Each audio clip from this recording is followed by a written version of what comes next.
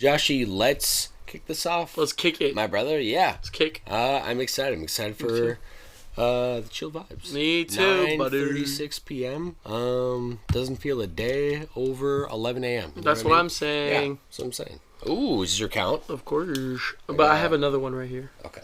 I'm going to put the count meter down there. There you go. Ready? I'm putting all my energy Let's into get this. into All right, ready? it. Let's kick it off. 3, 2, 1.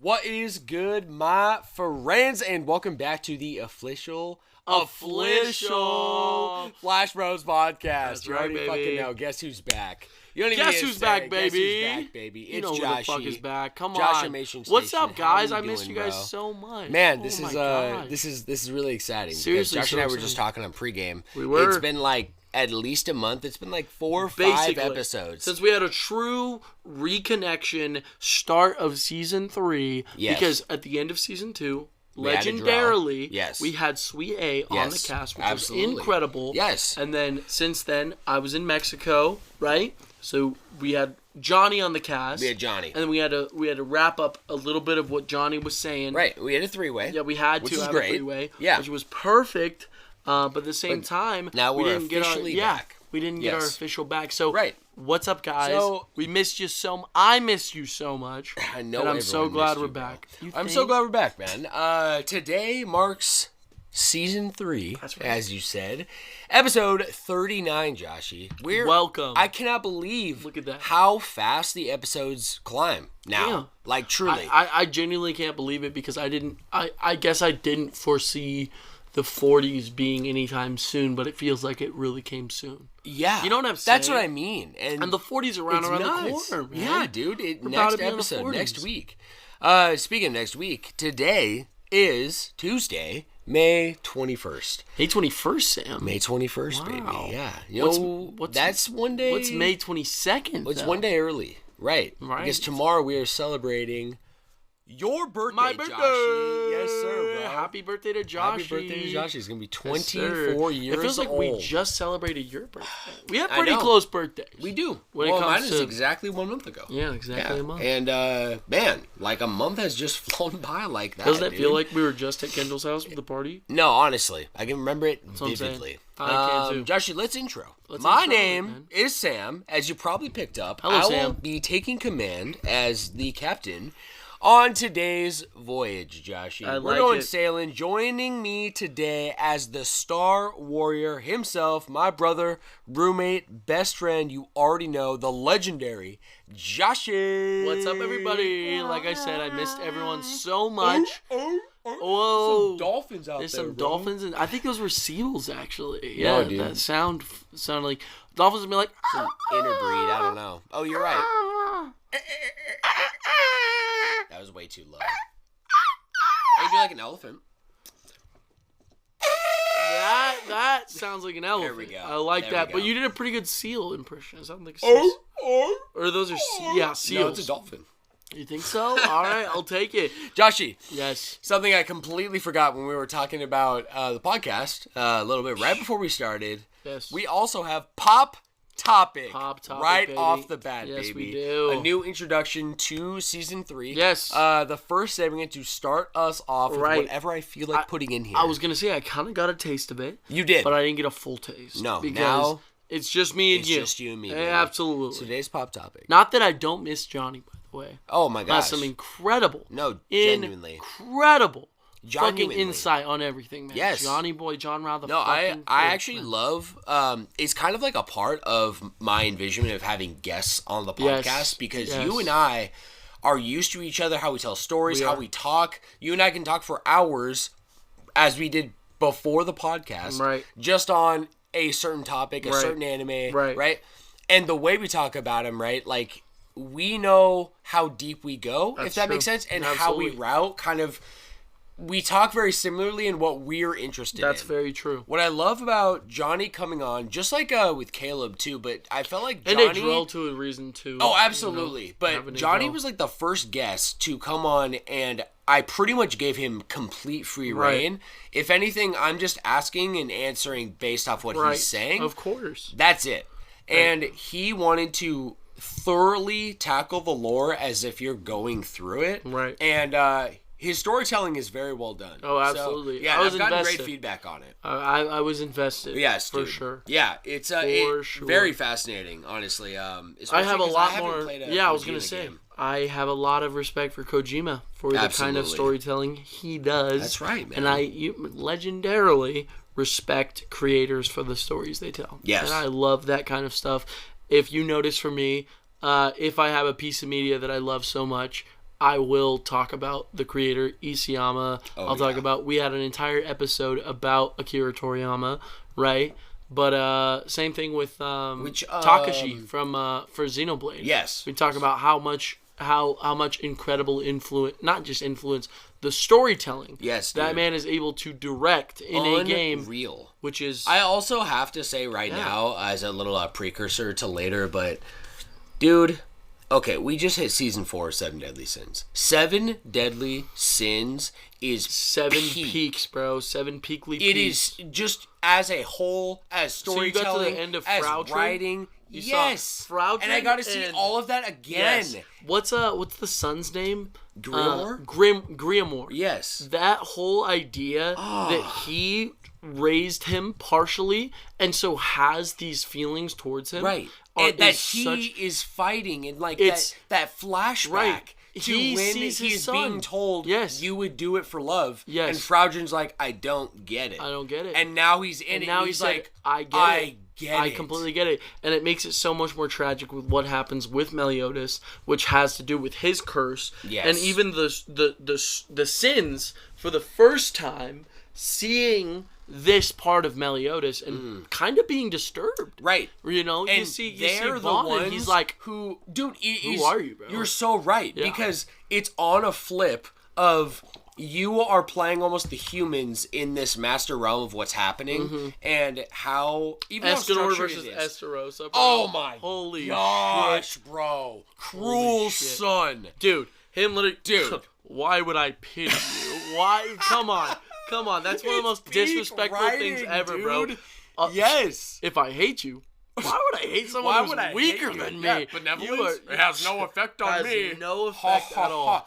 And how, dude, he pulls back Rita like God of War. Yeah. I forgot that happened. Bring it back? Yes, Yeah. just Yeah. sacred treasure Rita. Out of the wall like Thor's hammer, bro.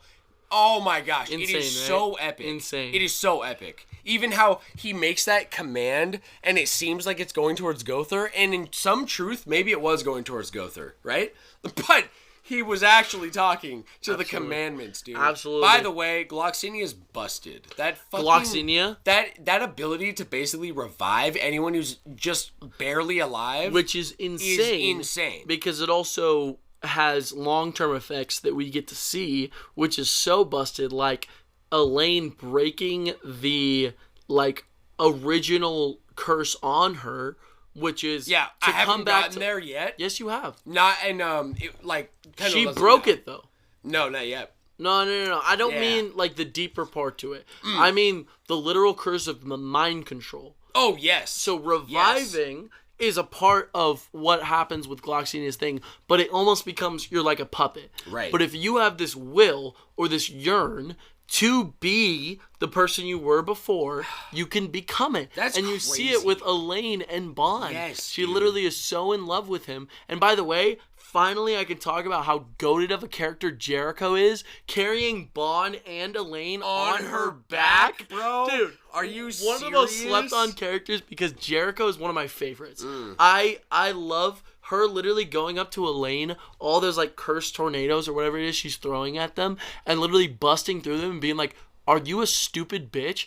I'm in love with this guy, and guess what? He doesn't see me for a second because he's so in love with you. So if you are hurting him, if you are stupid enough to hurt the man who will literally turn down anyone because of his love for you, you are an imbecile. And it breaks Elaine's mind, and she breaks through from the fucking mind control and becomes like joins a party member, basically. Yes. And it's so. And then I just got to where her brother actually passed, but he like sacrifices himself. Jericho's brother. And so my God, breaks down. The ice dude. It is such an emotional scene. Yes. But she at the end, and then she gets the power. She is learning it herself. And actually, it's like the first... it actually is really, really good character writing and character development. You're absolutely right. From how far she comes from literally being in a state similar to Hendrickson. Yes, a puppet to the demon Fraudrin, who was basically controlling all of the magical knights. Yes. Right? She was a puppet to that at the beginning, and then literally talks to another puppet under control of another demon, and is able to be like, how the fuck could you not break this? Dude, it's such peak character writing. Dude, there's so many things that I completely forgot about Gilfrost. Gilfrost? Right. You probably forgot. I think I did too. Is that Jericho's brother? No. It is a made-up character, but I was like, what the heck? Why can I not remember Gilfrost? And what do you mean a made-up character? Well, Gilfrost, just suddenly appears in, I think in the tournament, and then they're, trying to, escape, right? Is he the one with the samurai sword? No. Because you remember that guy's in the tournament, too. Yes, but that guy insane, is right? goated. Okay? He literally takes that thing, he literally... Wait, it might be that guy. No, he has a blue, almost like Breath of the Wild, hoodie on. Okay?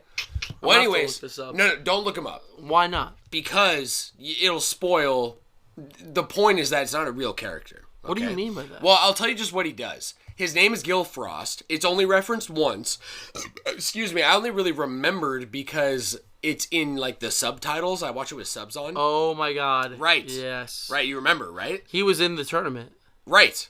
Yes. Yeah. And he is crazy. He saves the entire group from the Ten Commandments. They all appear before Meliodas. The episode is literally called Meliodas versus the Ten Commandments. That fight of him literally rushing down and just punching, Gloxinia in the fucking gut. Dude. And then going up and then just, absolutely, putting in work. The entirety of that scene, yes, he's putting in work. Even they're watching him from afar because Gilfrost teleports them all away. Right. And so I can't remember if it's Gother or Merlin's analyzing what's happening, and they're like, oh shit, Meliodas is actually winning. What's happening? Yeah. And Estarossa stops the full revenge counter. That would have ended all the sins, by the way. Or, I'm sorry, the Ten Commandments. 10 Commandments, yeah. But the original point even I just remembered was this crazy concept. Again, it's this crazy storytelling within the masterful universe building and the writing, okay?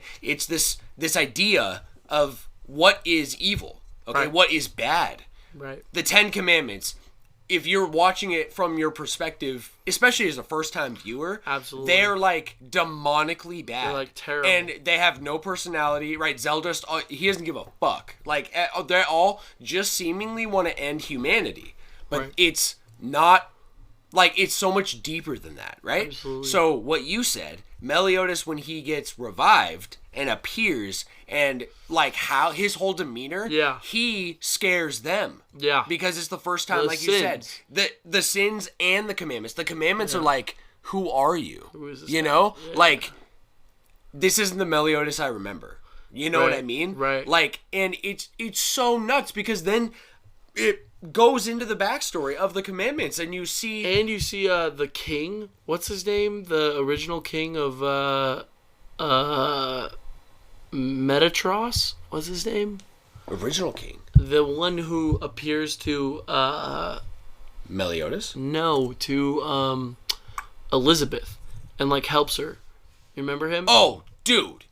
Zaratros. My guy. Dude, insane. Yes. Lightning Sword and Iron Hammer. Like, I think that's what he uses over and over again. Or like some crazy fast, like basically Thunderclap and Flash. But he basically appears the same way that Elizabeth appears to Meliodas. And it's such peak writing because it's like, oh my god. And he didn't even get to see Gil Thunder, bro. It was so heartbreaking. He literally says, tell my son, like it's gonna be okay, or like something like that. You know what I mean? I'm like, oh, dude.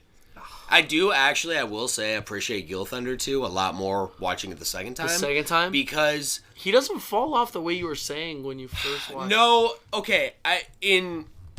I still stand by he falls off more than season 1. Yeah, he has so much weight. It's because he's not a villain. And dude, if you go back though and watch season 1 right now of Seven Deadly, Gil Thunder is like crazy. Yeah. And I get power scaling and like, you know what I mean? Like, it's just like, okay, you don't even know good because you haven't even met Escanor as a character yet. Right. But how he's portrayed, he's not portrayed in that way ever again. Right. But he is really deep, and he goes through a lot of his own character development that is very I respect it. I actually respect it more. Like, Hauser isn't getting as deep right now, and I'm kind of like, all right, where's Hauser at? I still love Hauser. Hauser's so an amazing much. character. He is my favorite Holy Knight because he stays the most consistent throughout all the seasons. For sure. He never gets taken over by any manipulation from Fraudrin, or at the time they said it was what's his name? Hendrickson. Yeah, right. And he is the only one who stays the fucking man he was from season 1. For sure. And poor guy, he deserved something. No, dude, and actually that's even more respect to Gil Thunder too, because their friendship is so genuine. Them and Griamore, right? And like they're just like the childhood amigos, friends. Yeah. dude. They are. It's the three it's amigos. Crazy. So the only reason Gil Thunder didn't like stand with Hauser immediately is because they needed the leverage of Margaret. Well, yes, it was because the one thing that they had over Gil Thunder over all other Holy Knights was that Margaret, like, it's literally like, if you act up, Margaret is dead. Yeah. Right? Dude. And so that scene of, I say it! Completely freeing Gil Thunder and being like, oh, I have no ties to you at all. Yes. I had to act this way for this long because of this.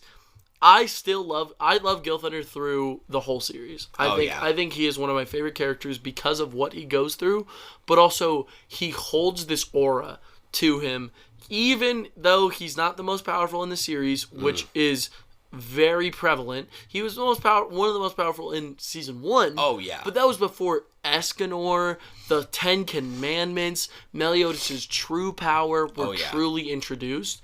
And so we're kind of, which it still is so masterful of how they show Meliodas' power. Because at this point where I'm at, you still don't even see close to what his true power is. But he's returned to his power. Oh yeah. From where you're at. Oh yeah. And because he got it taken from him from what's her name, Merlin. Right. In season 1, he gets it back in season 3, and then by the end of season 3, he has returned to all of it, right? But they say he will revert back to the leader of the 10 Commandments, which was, to be honest, a heartless man, right? It's basically being like, return back to before the people you knew, right? Because during the Holy War, he met Elizabeth, obviously. Liz. Right. Well, Elizabeth and all that comes after. Right. But he also met that human who changed his whole perspective on humans. You remember? The guy who kind of looks like Bond, who has blonde hair, though. And he falls in... I know it's from season 4. I'm talking a little ahead. Yeah, I don't... When you see in the flashbacks of the Holy War, the flashback arc with Deanne and King being Gloxenia and what's the name of the... Droll. Yeah. Droll and Gloxenia. When they go there, you will see what changes Meliodas, because it's not just that it's magic, oh, he's back to being evil. It's that he has forgotten all the people that changed him as a person. It's not like the demon power doesn't change him. It's his memory. Yeah. And one of the most beautiful things about Seven Deadly Sins is the idea of every experience you have in your life will make you who you are. I also really think it is additive to what we've talked about with emotion. It's tied to memory. Yes. So because he loses his emotion, he loses the memory. It's losing the memory of what he truly cares about. Right. And what does he care about? It's the world. Meliodas is not just in it for Elizabeth. No. He cares about Bond. He cares about King. He cares about the balance of the entire world. Yes. So when you take those memories away and you remove, what do you become?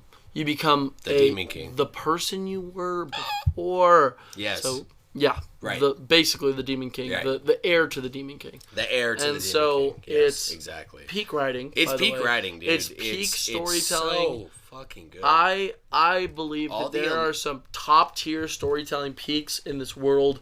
One Piece, Attack on Titan, Seven Deadly, Xenoblade are like how you display they're like exponentially information to the person who's reading it in a way that is so fucking peak, and it's unreal. Yeah, when we get a little more into it, I want to talk about something else that I haven't really talked about too much. Yeah, let's because I'm gonna skip Xenoblade in our catch up.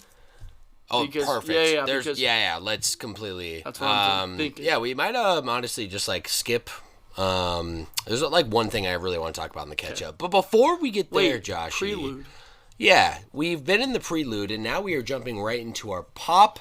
That's topic. Pop topic. And the pop topic today is pop questions. Ooh. Yes, sir. From whom? From me to you. I got 3 questions for you, Josh. Yeah, I got some answers, man. And we'll just move on once I feel like we've exhausted the first. The first question is, will you be picking up Paper Mario, the 1,000-Year Door, an amazing that question. comes out in 2 days? In 2 days.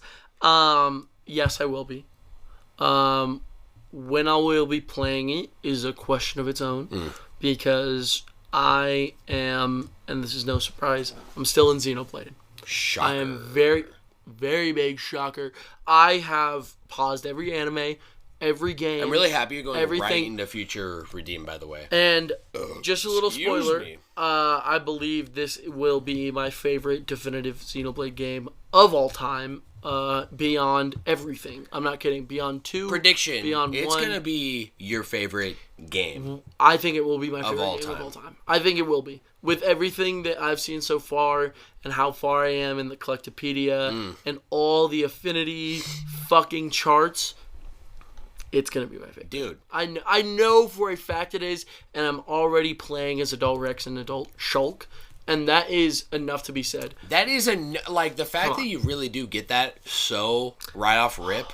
It's like, oh my gosh. Let Uncle Rex take care of it. It is the definition of fan service that is Let's show my thing off. Oh my gosh, because it's not just the characters; it's the characters in the story, in a way that makes sense, in a way that does them justice. We'll save a little bit of this because what I want to do here is I want to do an episode on Xenoblade 3, and then once I finish Future Redeemed, I want to talk about it with you, and I want you to finish it as well. Oh, absolutely. Yeah. That is the plan.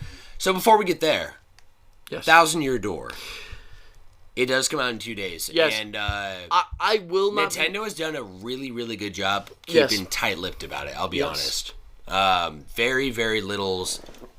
information as far as leaks and changes go. Right. There is one thing I want to bring up. There's and I don't know if this is something you heard about or something that interests you. Possibly not. In a more controversial wheelhouse, I'll make it pretty vague. Please. There's a character that you get in 1,000-Year Door. There's partners, okay? I know Vivian. Have you heard of Vivian? I know a lot about Vivian, actually. Do you? Okay. Vivian is the purple ghost with the witch hat. That's right. Who shows up in the 3rd act. I think it's the 4th act. The 4th act. Yeah, they're chapters. Yeah, they're chapters. The 4th chapter. And there was already a lot of controversy about her, so I want to know what the current controversy is. I never picked this up playing through the game myself.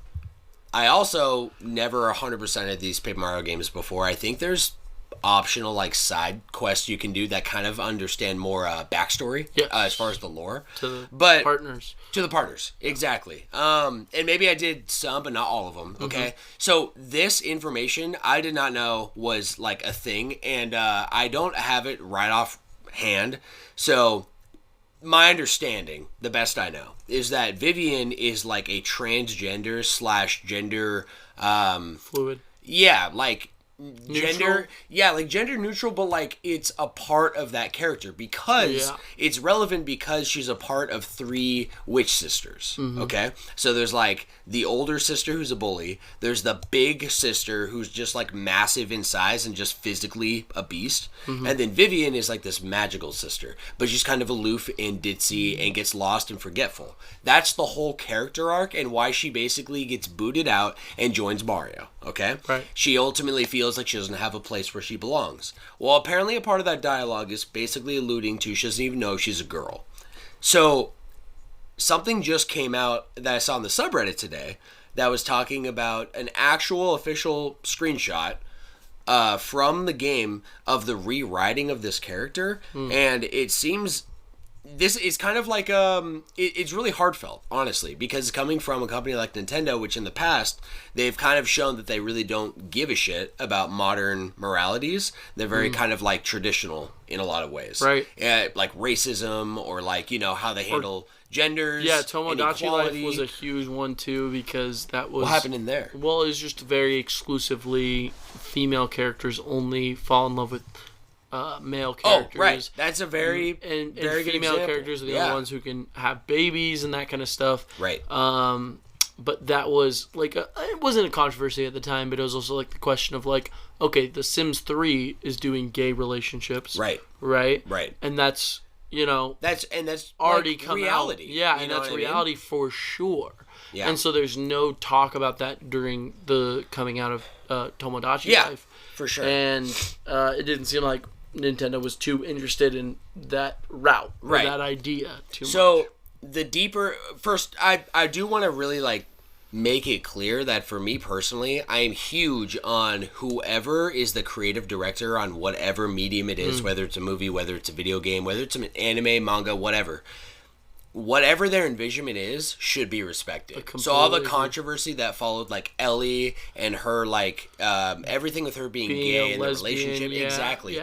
That made zero sense to me because there's no merit other than taking a fight of equality to a pre-existing art form. Okay. But even like with Last of Us, it just is a part of a character and less of a statement being made. Right. And it doesn't have to be a statement being made. And for a majority of these times, in my opinion, they are not statements being made. They're just characters that are written. Yes. And there does not have to be anything deeper than that. No. Because it's fiction. It's fiction, whatever you want. And also that's just what like exists in the world. Yes.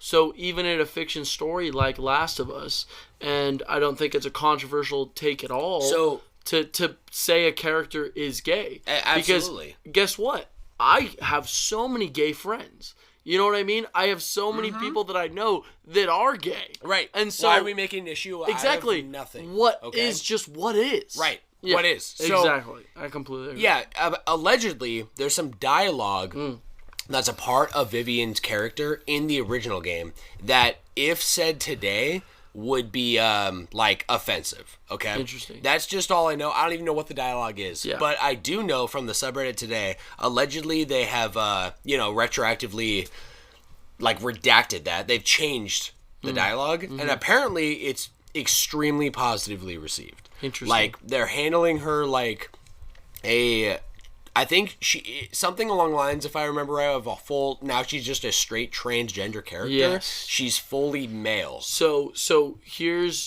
I think she's and supported in that. Right. I think she's a trans female. I think that's or a trans female. Yeah. Okay. But was transitioning from male. So from what I've learned, Japan has had a long like whole kind of situation with transgender ideas because cross-dressing was originally seen as kind of a goofy gimmick in Japan. Okay. And you can see that in a lot of dated anime. Not in the sense that these anime are not positive towards transgender ideas, but it's more like they are going with the times of what Japan knows about what it means to be transgender. Yeah.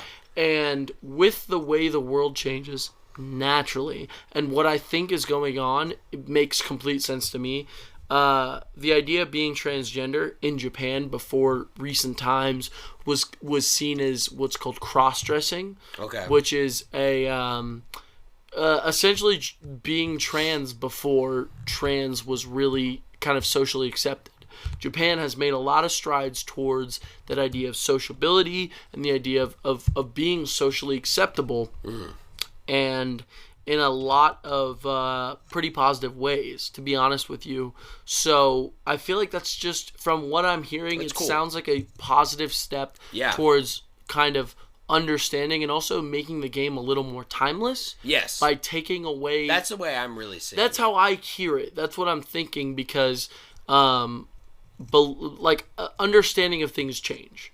Right? If you made a dinosaur movie back in the 1960s, before we knew too much about dinosaurs, it's going to be drastically different than something like Apple TV made the Beautiful Planet, or Dinosaur Planet is what it's called, on Apple TV.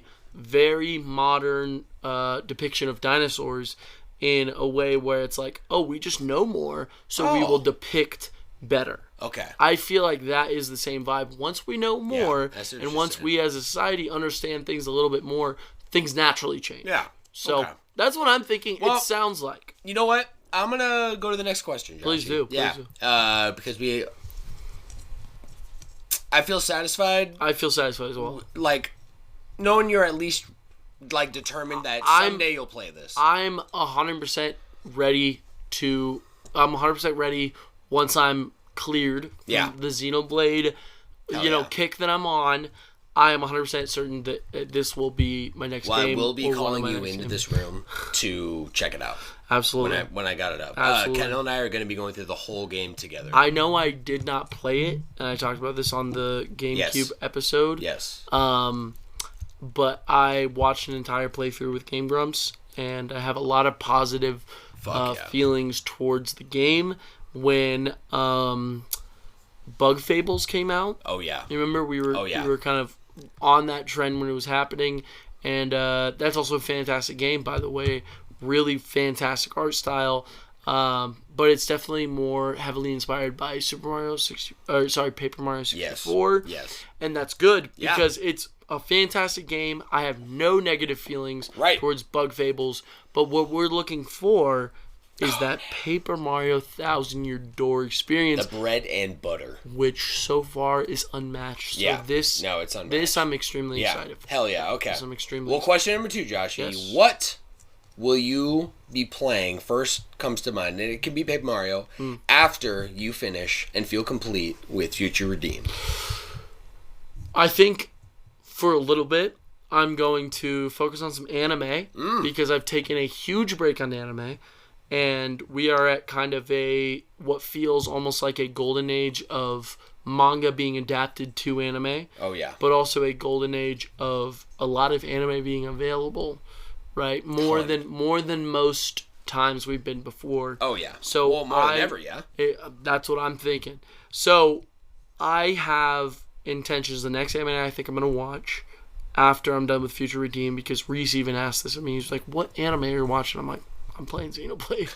Like, that is the anime I am attached to right now. Oh, yeah. Everything about it I'm so hooked on. So, after that, I'm pretty sure I'm going to check out Solo Leveling. I have only heard the best things. Best things. I need to put that high on my list. But after that, I'm thinking... I just keep hearing it every day. It's just everybody says it. Everybody says it. After that, I'm thinking I'm going to go Blue Lock. And then I'm going to go Samurai Champloo. And then there's a new anime coming out right now. At this very moment, there's only 6 episodes out. Based on a very popular manga called Kaiju Number 8. Have you heard of this? I have heard of it, but I have no idea what it is. So it's just extremely popular manga that's finally getting anime adaptation. Dorian called me today and was like, dude, have you seen Kaiju Number 8? I'm like, not yet, dude. I'm literally on my Xenoblade grind. Yep. I wish I'd seen it. But that I think I'm going to tackle. But I have had a extreme yearn to watch Blue Lock and to also watch Samurai Champloo, and because of the exploding popularity of Solo Leveling, Yeah. I think I'm going to have to hit that at first. Yeah. I think you're right.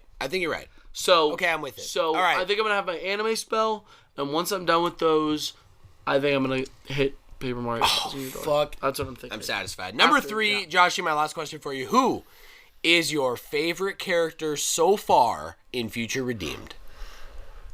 You know how hard of a question that is? That's a tough one. That's probably one of the toughest questions. You know what? Let me make it a little easier. Who's your favorite new character? Original character. I will have to say Matthew.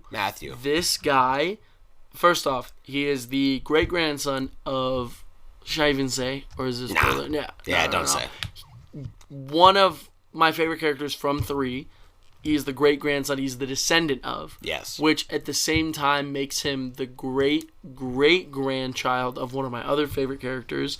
And I just feel like there's so much to him.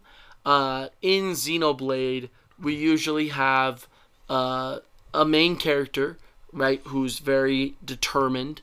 And this is in every game, yes, including Torna. This is like a Laura main character trope. Laura and Jin, exactly. Yes. Very Anime determined too. And yearns to change the world. But the way they do it in Xenoblade every time is they switch it up in an incredible way. Yes. In a very, very incredible way.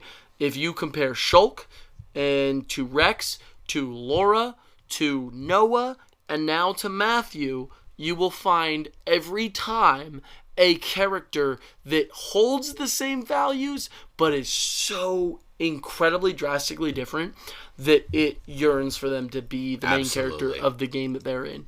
So with Matthew, I feel like he almost takes up the trope of the big dumb brute, almost, right? Where he's funny, he's cracking jokes, he is loud and kind of obnoxious, inserts himself where he shouldn't, but he's kind of a dumbass, you know what I mean? Yeah. And it is such a he is like beautiful, the Rhine. deep... He's the one to go head first into something without really thinking about it. Which makes me so happy because he is the one that kicks off the story for Future Redeemed, and everything that we are dealing with is from the outcome of him truly wanting to change the world. Yes. And wanting to let the world be better. So I accept that Matthew is my new favorite character. Might be my favorite in all of 3's universe. Might be my favorite. I love Noah to pieces. I love Neo. I'm sorry, Nia. No. Mio to pieces. You love I Nia love too, both though, of them. I do love Nia so much. But I'm saying, like, new introduced characters, Matthew, I think, has just taken on top. Okay. Yeah. He absolutely has. Perfect. Joshi, let's rendezvous, my guy. Yeah, I want to start by telling you. Yes. I just, yesterday or 2 days ago, finished the second Sonic the Hedgehog movie. Let's go. I am now caught up. Have you seen these yet? So I've seen the first one. And I haven't seen the second one. You need to see the second one. Everyone says Knuckles is a great character. Yeah, I've heard Knuckles is amazing. I've heard Tails is done so well. Tails is done very well. And I've heard Sonic is just good. Yeah. Amazing. Yeah, I still... Controversy. Tell me. Right now. Tell me. I don't... I just have a hard time liking Sonic. And it's about Sonic. Is it because of Ben Schwartz, the voice actor? So Ben Schwartz is an actor. Ben Schwartz? I looked him up. He was in Parks and Rec. He has done a couple of things. His name sounds familiar, but I don't really.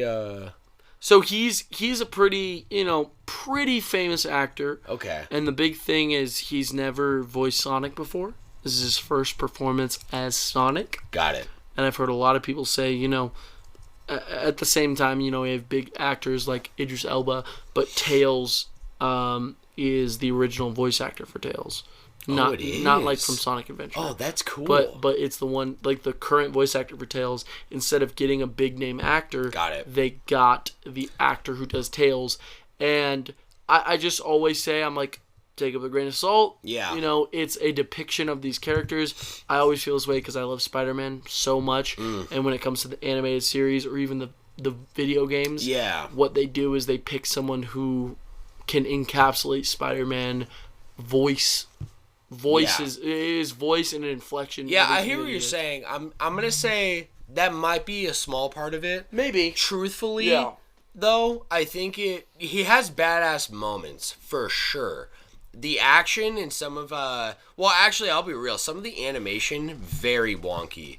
Like especially, I mean, I just watched the second one, but the first one especially. There's just sometimes there's animation happening, and I'm like, it's almost trying to capture on like this like childhood charm, but it's not, because it's very adult too. It has like moments and one-liners that's just like, oh, okay, it's clearly not a kid's film. That his wife thinking he's having a fucking affair. Yeah, right. Yeah, exactly. Yeah, so there's moments, but it kind of has like this like cartoony, like over the top animated, and it's cheesy. Okay. So here's what I'll say on that. Yeah.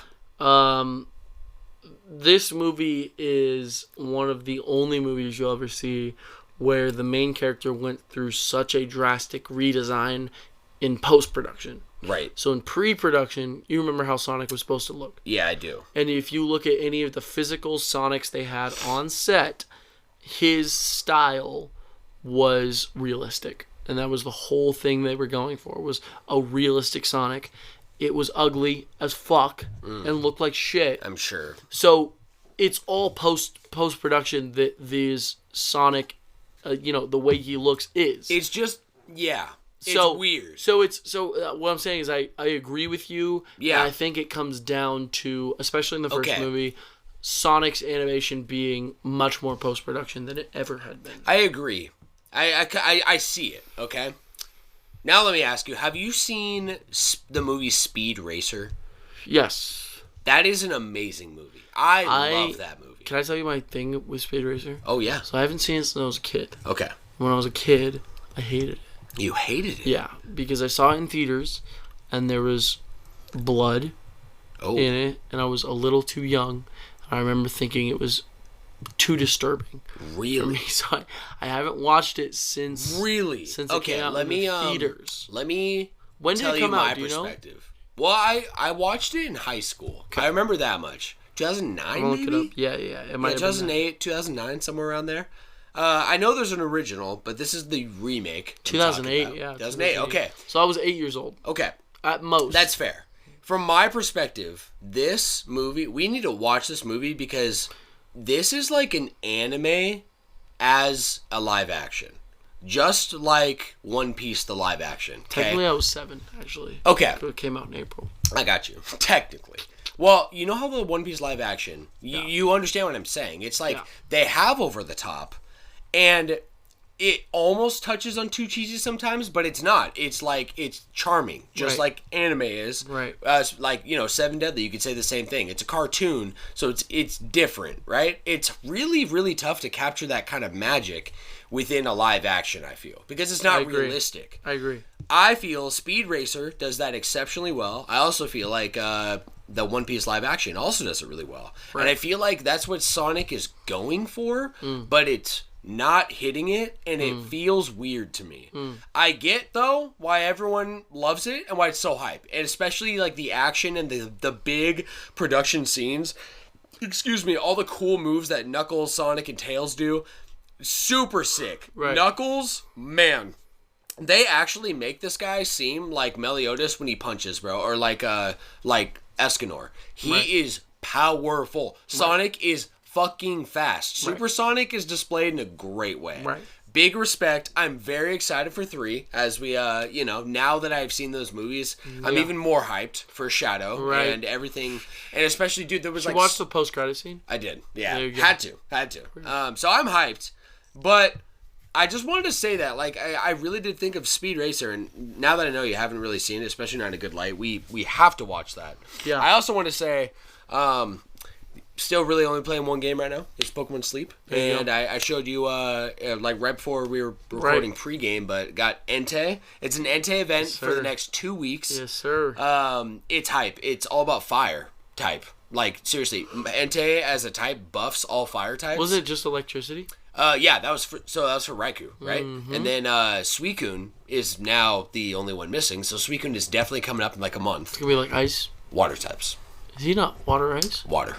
He's exclusively water? Exclusively water. Yeah, all 3 of those legendaries were just monotyping. They did a monotyping thing in Gen 2. Just like Articuno, Zapdos, and Moltres. But they're not monotype. Yeah, they are. No, they're flying type and their type, right? Right. So these guys are all monotypes. Same thing with the starters. Quilava, Meganium, Typhlosion, all monotype. They just did like a monotype thing that was like, okay. I love Did you it. also know, while we're on this subject, Might as well. I was thinking about the legendary dogs, and in my mind, ever since I was a kid and I played Crystal version, okay, it like shows Suicune's like a main character on that series, right? And then like the 3 dogs have a big part in the story and the lore. Right. I have always, and I've seen the movie with Right. Entei. I've always thought these guys were the legendary dogs. They're not. Kabalion, you know what I'm talking about? The Virizion and Yes, and Terrakion. Those are the legendary dogs. These are the legendary cats. But they're not called that. They're not. Because But they're based on cats. But Suicune isn't. Suicune is based on... I looked this up on Reddit yesterday. I went down a rabbit hole. See, here's the thing. I've been down the same rabbit hole, or Okay. at least a very similar one. They are, I think they're called the legendary beasts, or they're called the legendary something. Oh, I think it is legendary and beast. they literally designed them to be the perfect, almost like hybrid between dogs and cats.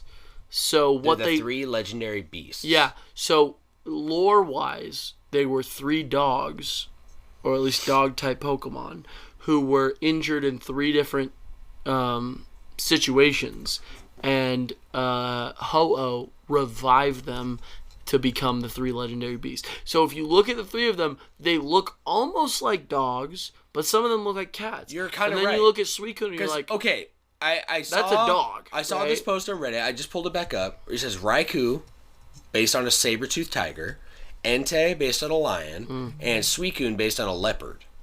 And I see that, but I see what you're talking about. Because It's supposed to be ambiguous for the reason that they are the legendary beasts. They're I'm not so much more exclusively satisfied with that answer. They are not exclusively dogs, and they are not exclusively cats. Got it. You know, that's Yeah. like the whole vibe. Because if you even look at like Entei, Yeah. right? He has like almost this build like he's a saber-toothed cat, but he has hind legs like a dog.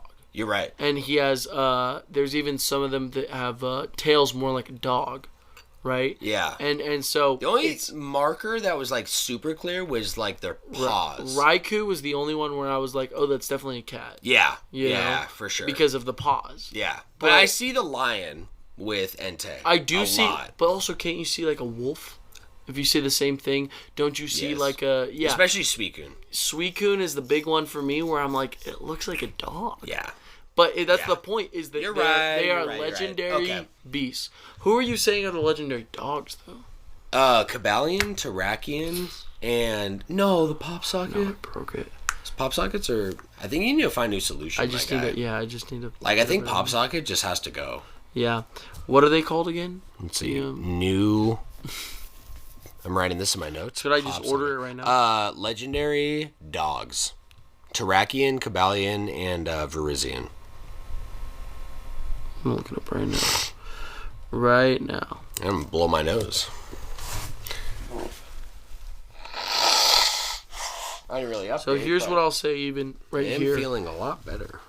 That looks like a dog. Those hind legs, it's standing almost like a bulldog. It's standing like a bulldog. Right. 100%. You know, this one for sure Okay. Walking like a cat. looks like a cat and has the face of a cat. But look, that's the stance of a dog, not a cat. You're right. And then that is the face of a dog with kind of like cat-like paws, kind of, but at the same time... But almost not, though. A little bit not. Wait, what are you saying are the legendary dogs? Kabalion, But I'm not seeing it. Virizion, and Terrakion. Okay, let me see. How do you spell Kabalion? Cobalion. Legendary dogs Pokemon. Let's see. Yeah, I see what you mean. It's only pulling up those. So here's my thing with these guys. They are not exclusively dogs, because when you look at this one right here, naturally, before I see a dog, yeah, it has dog elements, no question, and the paws don't help.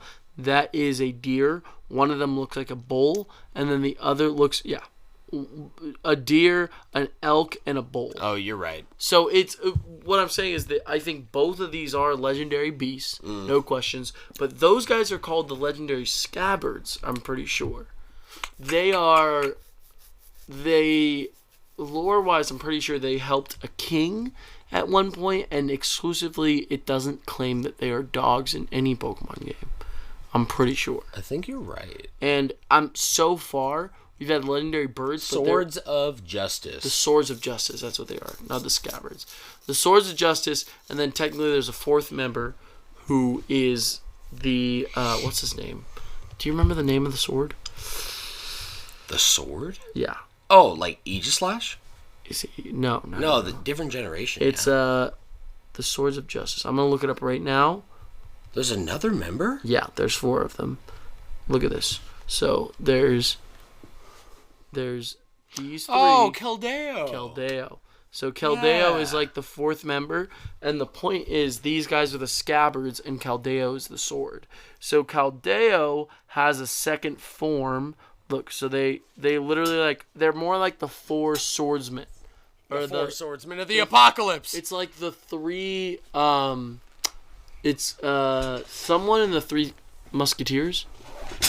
What is his name? That's what it's supposed to be. Okay. So it's the 3 trio of the musketeers. Okay. I got you. Wait, who is it then? Someone in the 3 musketeers. I don't remember. Dude, I'm gonna have to. Joshi, let's get plugged in. Yes. You down? Yes. Can I look this up too? Yeah, look it up. You pull that up. I'm gonna give the spiel. Let's get Multitap started. Which is just a rename of our plugged in section. But my friends, I'm gonna write this time down. Actually, as we segue, welcome to the official Flash Bros. Welcome podcast. In, everybody. Welcome back, my friends. This let's give our spiel here before Josh and I fully dive into Xenoblade. This weekly show is essentially 2 best friends sharing casual discussions centered around our collective interests. We blend retro and modern topics framed around gaming, anime, and our further diverse passions. And honestly, they vary sometimes, you know? That's right, yeah, it's baby. great. We make a great team in duality over here. That's right, we do. Our focus is set on spreading positive vibes within the duality of informal yet comprehensive and informative content while building a vibrant community where you can become a part of the crew. Yes, you will. You know what I'm saying, baby? Episodes drop every Saturday at 5 a.m. with pregame dropping 24 hours earlier. And this is available everywhere, my friends. We personally use Spotify and YouTube. Mm-hmm. And I know you guys, there's a lot of other platforms out there. So please feel free to use whatever you would like. Joshi, someone out there might be wondering how they can become a part of our crew. Like get plugged in and stuff? Like, yeah. Absolutely. Let's let them know. Questions, comments, theories, discussions, and more can be written in, my friends. That's right. Join us, patreon.com/FlashBrosPodcast, where you can receive direct updates and Discord access. I'm actually going to change the Discord link to only be on our Patreon page. Ooh. So it just draws in traffic better that way, and just we'll get more real ones that way instead of like bots or even risk of that. You know what I mean? Real. And Joshua, we also on our Patreon have access to our gold tier sponsor. The gold tier sponsor. Sponsor. My friends, special recognition during each episode, as we're going to get to in a second. Mm-hmm. Access to exclusive content and Patreon posts. The ability to send your write-ins and submissions directly through Patreon via direct message, exclusive channel access via our Discord community server, and a permanent membership price lock-in, so you are never going to pay more for the time you sign up. So that's right, baby. A lot of great perks, baby. That's right, Joshi, baby. What if I don't want to sign up for anything? Well, that's okay, Sam, because you don't actually have to sign up for anything beyond a Gmail, because we also have an email that you can send any questions, comments, and concerns to. That is absolutely right, my Isn't friends. Right? FlashBrosPodcast@gmail.com. Thank you so much, baby. Joshi. You can also simply respond to our Spotify Q&As that are live with each episode. Every single episode, right? That's right, man. Yeah, and each one's unique, too. And you don't need to have a Spotify Premium to be able to comment. Yes. You just need a Spotify account, which is, at the very least, an email as well. That's right. Yep. So, it's absolutely free. So, I don't use Spotify, but if I wanted to, I could hop in on that, drop a comment, and then dip. That's right. As that. That's and then simple we will as talk that. about it on the episode. Your support means genuine growth for this podcast and our community, my friends. And we just want to let you know we appreciate and love every single one of you, even for just chiming in for I was a going to say, yeah, every single one, even if you're not a gold tier sponsor, if you're listening right now, we love you so deeply, so unbelievably Absolute deeply. facts. Thank you so much, Joshi. So, of course. Speaking of shout-outs, Yes, we have our gold tier sponsors, our current Patreon subscribers, gold tier sponsors, with our nicknames, which you heard last week. That is true, yes. Yeah, starting going forward. So even if you sign up and you just got one solo name in your account, I am giving you a nickname, my friend. Because we talked about in pregame, nicknames go a long way. It builds that connection. You know what I mean? Absolutely. And we are a family here. So number one is Mama Annie. Mama Annie. Welcome back, Mama, my very own mother. Love her so much. An OG day one. The OG day one. And number two is Donald Duck. Big old Donald D. Big old Donald D. The man, my guy. the myth, the legend. Welcome back, Donald. Thank you, Donald, we love you, brother, for being here for so long, too. And you know who is over in your room chilling right now? Playing Animal Crossing, most likely. It's Big Candy Ken. It's Queen Candy. Queen Candy. Queen Candy herself, man. I know. Yes, we do. She makes herself nice and at home, and that's fine because we're living it up in here. Because we are. She's a part of the family. That's right. And the next one, Joshi, is a part of our Flash Force, my guy. Ooh. It is Sweet Adrell. Sweet Adrell. Sweet Adrell, yes. Check out the last episode of season 2 if you want to have an entire episode season with 2 him Endgame in it. That's right, baby. Josh, you want to give him a plug real quick? Absolutely. So Sweet A, Big Sweet A himself, he does do Twitch streaming.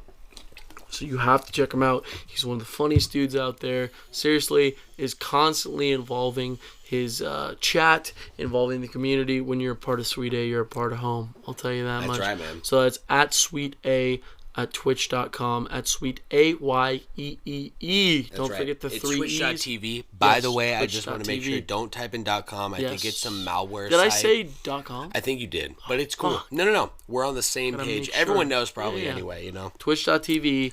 It's at Sweet AYEEE at Twitch or .twitch.tv. Right?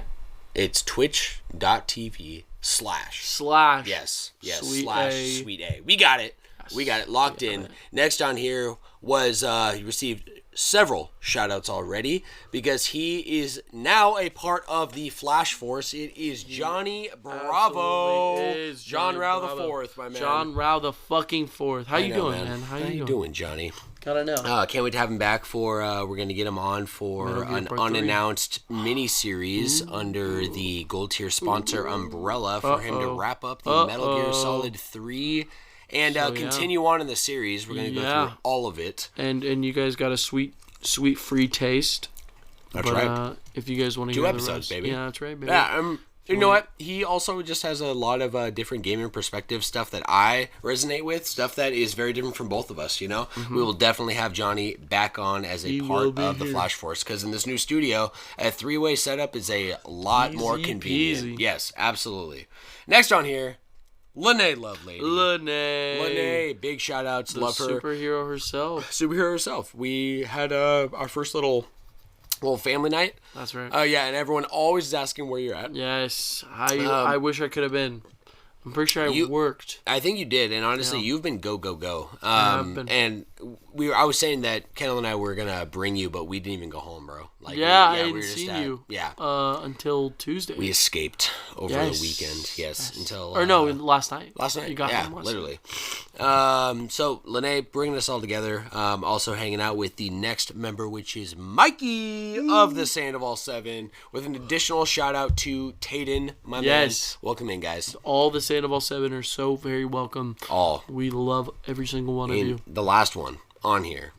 Daddy Mike. Big Daddy Mike.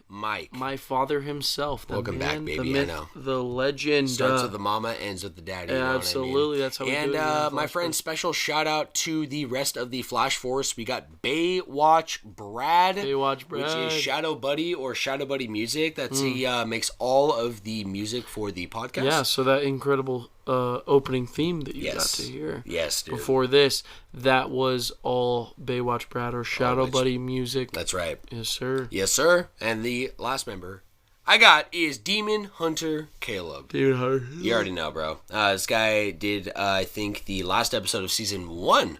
And he lives in Oregon, so we actually have actual massive distance of over 1,000 miles separating us. But it's a minute away. But you know what? We will get him back. Hoping we're trying to talk about something like sooner than next season. Let's hope. I mean? Yeah. Let's hope. Something. We will get more cooking and keep you all filled in when that time comes. But Joshi, you know how we traditionally do, my brother. Yes, sir, I do. We have our section here that we start at the beginning of every podcast, and making a decision as of this episode, actually. We are going to be doing some restructuring as this podcast continues to grow, and as life just continues to be relentless lately, as I've had no time to even really hardly even work on the podcast. So we always start with Retro Recap, and we are going to push Retro Recap to another podcast that will be coming up in the coming weeks. Stay tuned. Yeah, stay tuned. And it will not be under the Gold Tier sponsorship. It will be under Free Feed. So we'll be chilling, and Retro Recap will be more of a special thing we do. That's right, and so we are going to jump straight into the news flash. Ooh, we got some news flash, we do have baby. some news here today. All it's right. I'll be honest, it's not a huge piece of news, but I thought it was something that was really relevant to you and I. I actually didn't really go digging this week more than other weeks. Okay. Because honestly, this piece of news stuck out to me immediately, and I knew it'd be something they do something to at least talk about. I'm so with it. I got some info. Can I have the rest of this? Please. Is it all sure? you? Yeah, absolutely, bro. Actually, let me swap this out. Beautiful. That tastes so good. That's so good, bro. I loved Warheads when I was a kid. Did you have those much? I did. Honestly, I have like a really sensitive tongue. And I hated the feeling of like sour candy absolutely destroying my tongue and my mouth. You hated it. I hated it. So I would like get in like a cycle where I'd like be really into candy for like a week, and then I destroy my teeth and my tongue, and I'd be like, I don't like candy anymore. I don't want to eat candy. Right? And I'd take a long break. But Warheads have had a special place in my heart. Yeah. And this Ghost Warhead, bro, slaps because it really captures the flavor. Guess what? Does not destroy. Does not, but it has this flavor. It does. Here's what I say. I need a healthy balance because when it comes to sweet treats, there are two very different sides of sweet.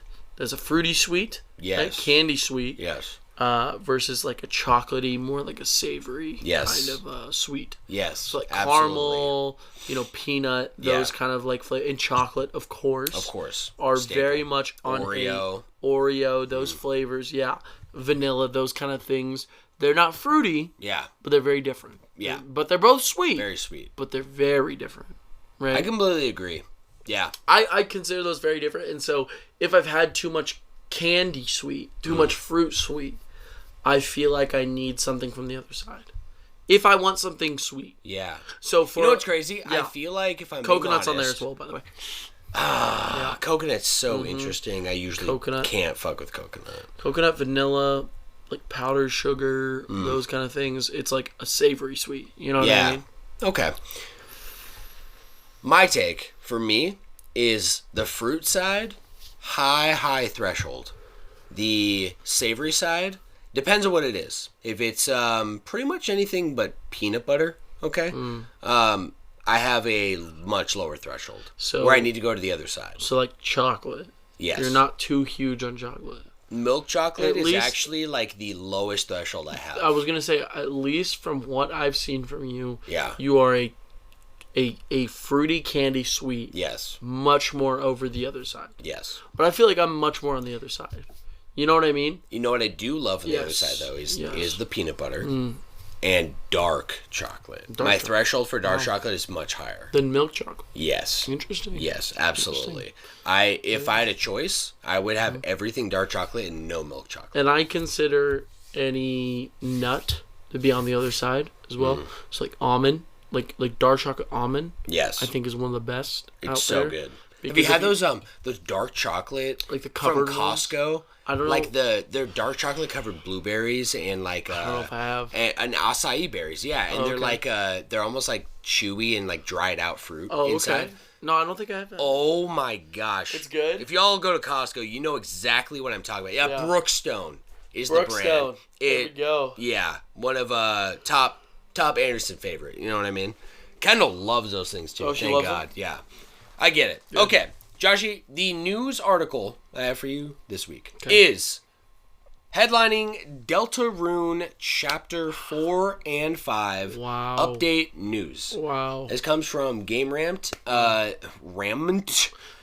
Can't talk today. Okay. Let me clear out my throat. I didn't really preface precast. I was really sick last episode. You did tell everybody last. I did last episode. Yeah. Update.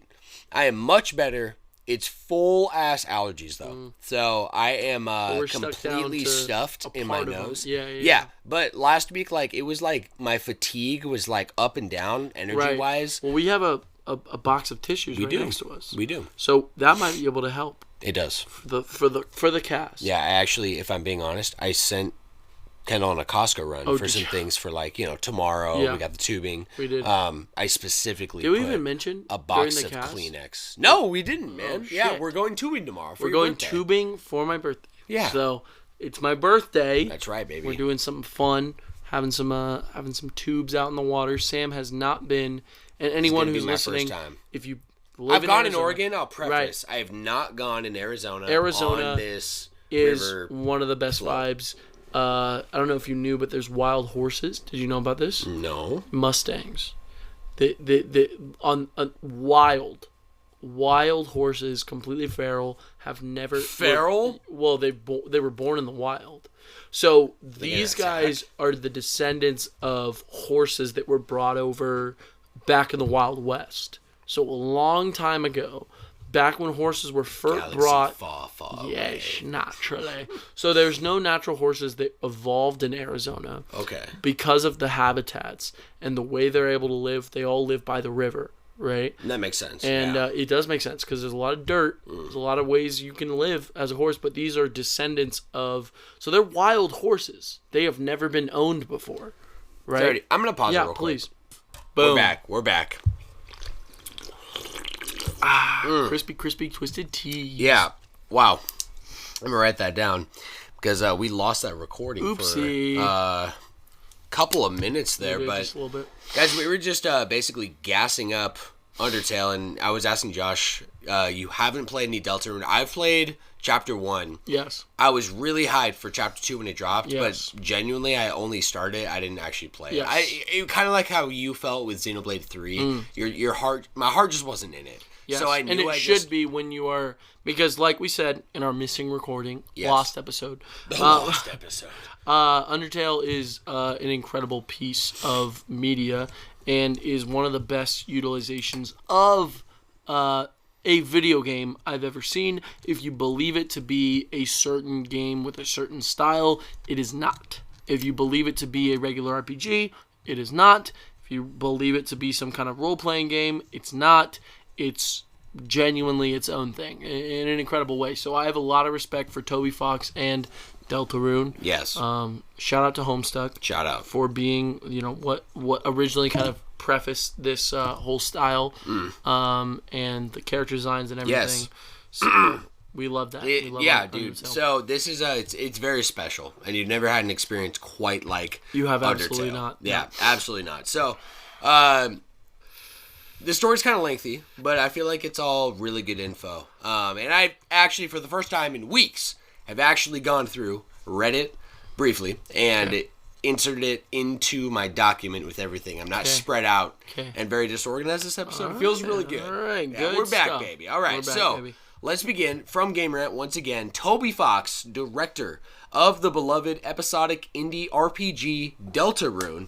Recently, if you don't know already, I will say Deltarune it's the next, excuse me, there's some pregame coming out right there. Right. It is the next game series by Toby Fox with recycled characters and in the same vein as Undertale. It's a similar style. Very similar. But it's unknown, at least at this point, whether it's actually in the same universe or if they its own thing. recycle, because some of the characters are literally from Sans, Undertale. Yeah. Torabel.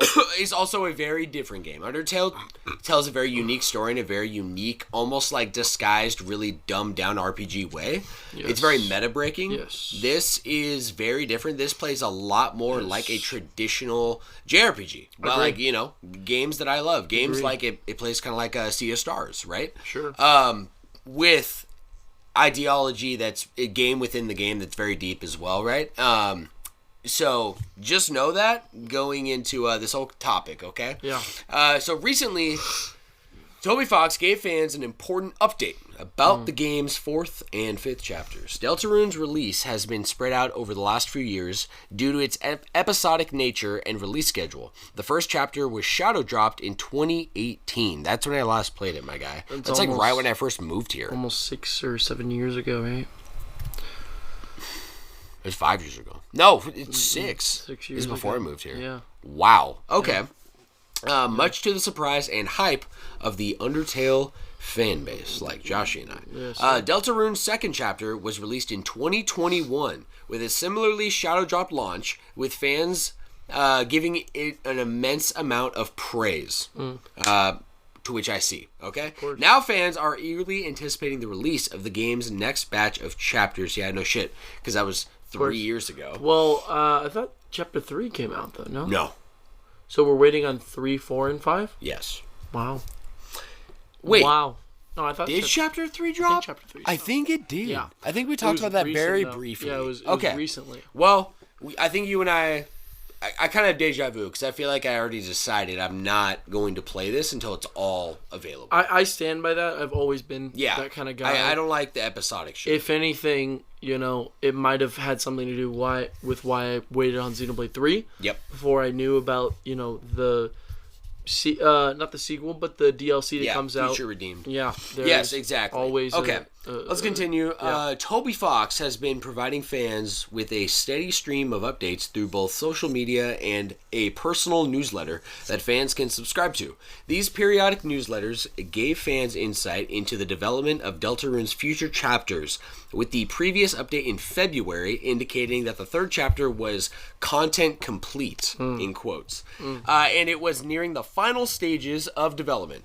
The latest spring newsletter brings fans a lot of good news regarding chapters 4 and 5. Dude, This is actually hype, because this is what we've been waiting for, honestly. Yes, it is. In Toby Fox's spring 2024 newsletter, he shares that the development team has gotten bigger, with some new hires being brought on board. While these new members haven't been on the team for long, Fox credits them for making a huge difference, with the producer's objective to, quote, finish the game before we become old and wrinkled, end quote, to which Fox agreed.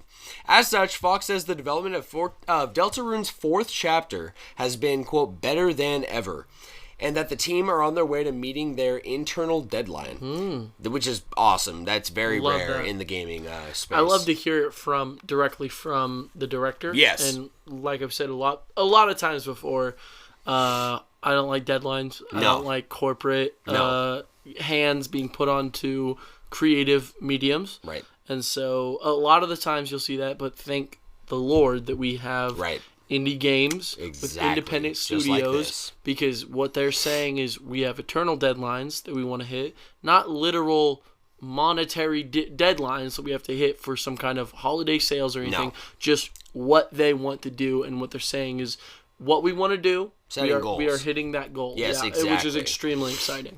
Thank you, Josh. So he also shares what has been finished for Chapter 4, including the cutscenes, battles, overworld, and gimmicks. And the article showed a bunch of screenshots. I actually tried to really skim through them, because I don't... You don't want spoilers? I already know I'm going to play through everything, Absolutely. Right? So I don't really need to be... Like, sure, if there's a trailer, I'll probably watch the trailer. But, like, I don't need to, like, go really in-depth, right? Kind of Paper Mario too. Like, they've released more screenshots now and shit. I'm kind of trying to stay out of it, because I want to be actually wowed by the experience. You know? Yeah, like, how amazing is it that you're taking in what you are of Xenoblade from the less you knew about it? Yes, you know, absolutely. So the final like subtext of this article: progress on Deltarune chapters 4 and 5. This is This next bit is a quote from Toby Fox on Twitter. He said, quote, to summarize some of the stuff here, Chapter 4 is making really good progress, really in all caps. Between the new producer and multiple new team members, overall development is powering up. Release of Chapter 3 and 4 is still far... ... Don't want anyone to burn out waiting, but we aren't burnt out making it. There you End go. quote. Okay, so cutscenes. Only a few left to finish. Some need polish. Battles. All the attacks are technically done. Bosses need polish. Overworld. 10 maps need to be created. Some need polish. And gimmicks. One complicated gimmick has nearly all of its iterations made. Some need to go into the maps. And that is... it has a reference to Chapter 2 that I don't understand, which is fine.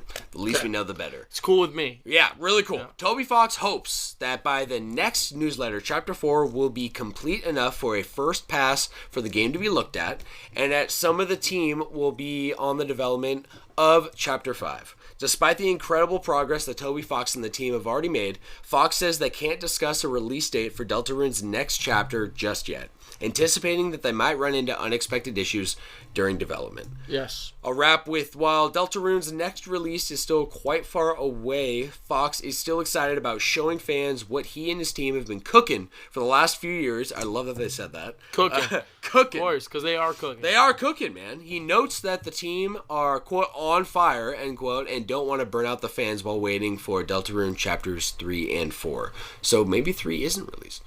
So I have a question then. Yeah. Is this the end to Deltarune? Chapter 5 is the end. Is the end. Yeah. Okay. I was just curious. Yeah. Chapter 3, Deltarune. Let's just fact check real quick.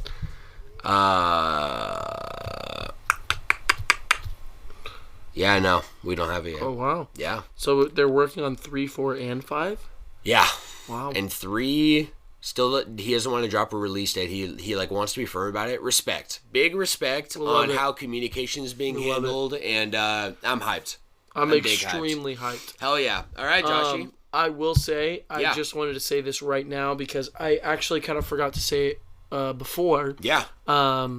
But I have been thinking about this. I actually thought about this on the cruise on a way that I wanted to describe to you because this is very close to my heart. Oh, yeah. In the same vein that Toby Fox is a visionary in the way that he is an artist, and I say this a lot about a lot of directors and a lot of other artists, the way that they create their works. My little brother is working on a webcomic. Working on is putting it lightly. He is 4 chapters out with an actual video game out, a little downloadable visual novel, which I'm playing through right now. I played a lot of it today. Okay. It has like seasons, and I just went from spring to summer to autumn. So I'm kind of deep in it, I think.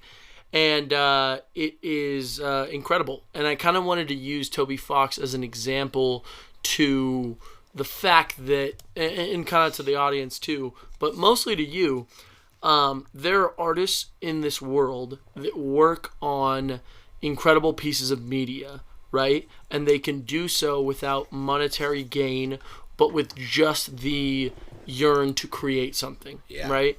And I firmly believe that my little brother is one of those people. Wow. And in the same way that it takes an incredible amount of talent to create something like Undertale, I believe the passion product that my little brother is working on, it's called Monochrome. I absolutely recommend it more than anything. It's on what's called mspfa.com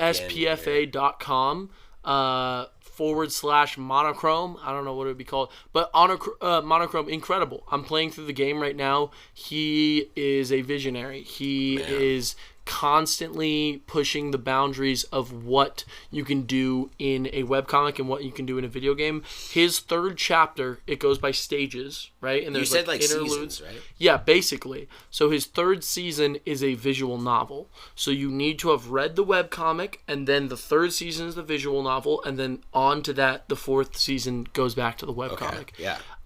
That's something I've never heard of before. I've never even experienced playing a visual novel that is completely based on something that is just pushing the boundaries of what you can create as a medium, and that's what I think my little brother is doing. Wow. And I know sometimes you have that idea of like, oh, little brother, well, how quality can it be? My little brother is on the level of Toby Fox when it comes to his character designs and his visionary prowess and the way he's doing it. So I wanted to shout out. Seriously, I wanted to shout out Monochrome because not only have I been reading it, but I am currently on the video game, and it is emotional. I have cried from 2 of his animations. He's like I said, he's pushing the what you can do in a webcomic. Yeah. He does animations with his webcomic, so there's almost like these videos that come with it with music in this very passionate way. And I just watched one last night, and it made me cry. I was in tears watching it, and so just serious shout outs. Like, I love Undertale so much, but the truth is those are made by individuals. They're not made by companies. No, and for sure. So I genuinely shout feel like out, my man. little brother Dude. is one of those people. No, I'm really glad you brought that up, man. I wanted to. Can I get the during plug beginning. one more time? Yes, so it's called Monochrome. Right. Monochrome. And then and the it's website. at MSPFA. It's just letters, right? MSPFA.com. If you check it out and you search Monochrome in it, it's extremely popular on the website. Every time they do like a creative collaboration between like all the creators, which they do every year. Yeah. He's a part of it every time. He's very involved with the community. It has its own Discord with Discord stickers. It has like 50 people in the Discord who are theorizing about what's happening in the comic.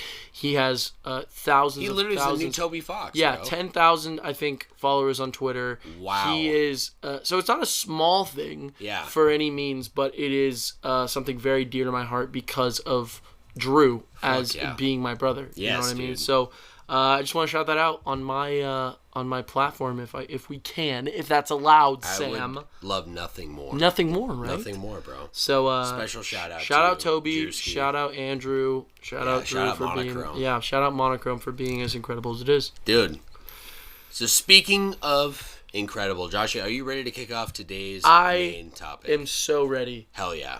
And I hope you're ready because what I came for was not really completely like a structure. Yeah. Right? I kind of wanted to talk about what I feel from this game. And I think that's the most important thing. And you know what? That is what I think the Flash Bros do best. Absolutely. Right? It's Fluid Takayama, right?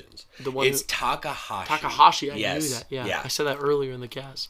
Honestly, Takahashi. I think I said Takahashi. I think you said because it's Toya. I'm gonna bet for you. Yeah. I think you said Takahashi. I'm pretty sure I did. I think you got Toriyama mixed in your head just in that moment. I did say Toriyama right now. Like that's But earlier, Takahashi. right? Yeah. I think you said Takayama. I think I said Takahashi. But rewind this and see if I did. Fact check for us. Johnny. Come on, baby. Johnny. Yeah. Lene Love, she's a good listener. You know? Yes. Josh. Yes. Takahashi is the, if we're talking small envisionment, right? Even back then, what Takahashi had, he had a team, bro. Like, this is like after games had evolved for a bit. So starting Xenogears, his first envisionment, too big, too like much the story for, he wanted to tell could not have been told in that time period with the team and the technology he had. He was always limited. And I will say, I don't know, I know you've gone into it a little bit, but I just recently started going into the Xenogears and Xenosaga lore, which a lot of people do believe is involved with Xenoblade. Yeah, absolutely. And from what I've seen, I actually agree. Because just a quick little setup before we talk about any of the series. No, I love it. I watched the whole video, and a lot of it is based in our current ideas of society. Jesus Christ is a character in the games, so is Mary Magdalene, and a character named Yeshua, who are two very, very important characters in the Xenogears and Xenosaga lore, but also, you could say, are a part of our lore. And that's kind of the extreme, breaking boundaries of what you can do in a story. Oh, yeah. And for those who understand Xenoblade, it is a post-apocalyptic story of sorts. Yes. Right? It's a post-apocalyptic story. And I would love to get into it right now. Yeah, actually, I want to preface two things. I want to preface, well, really just one thing. I want to preface spoilers, okay? So these are going to be obvious, big spoilers for Xenoblade, probably as a series. I'm going to say Xenoblade 1, 2, all the DLCs and 3. Right, because of how, like, once you finish Xenoblade 3, in my opinion, it is a standalone masterpiece. Yeah. However, it is so much beyond that in its connection to Xenoblade 1 and 2, and we cannot talk about this game without referencing those games in some part. And I will say that goes beyond just story-wise. Exploring the map after exploring all of Allrest and exploring all of the Bionis and the Mechonis. Oh, yeah. Those things are the setup for the world that is Xenoblade 3. It's because in every aspect. It's not just cute little, like, what's the word? Details? Yeah, or I was going to say, like, fan servicey, like, references. Exactly. It's beyond that. On the surface, On the surface, maybe, yeah. But it is much deeper. You can literally feel this guy's envisionment. Yes. And to be honest, like that, when I started nerding out on you like crazy after completing, I went down the rabbit hole after beating Xenoblade 1.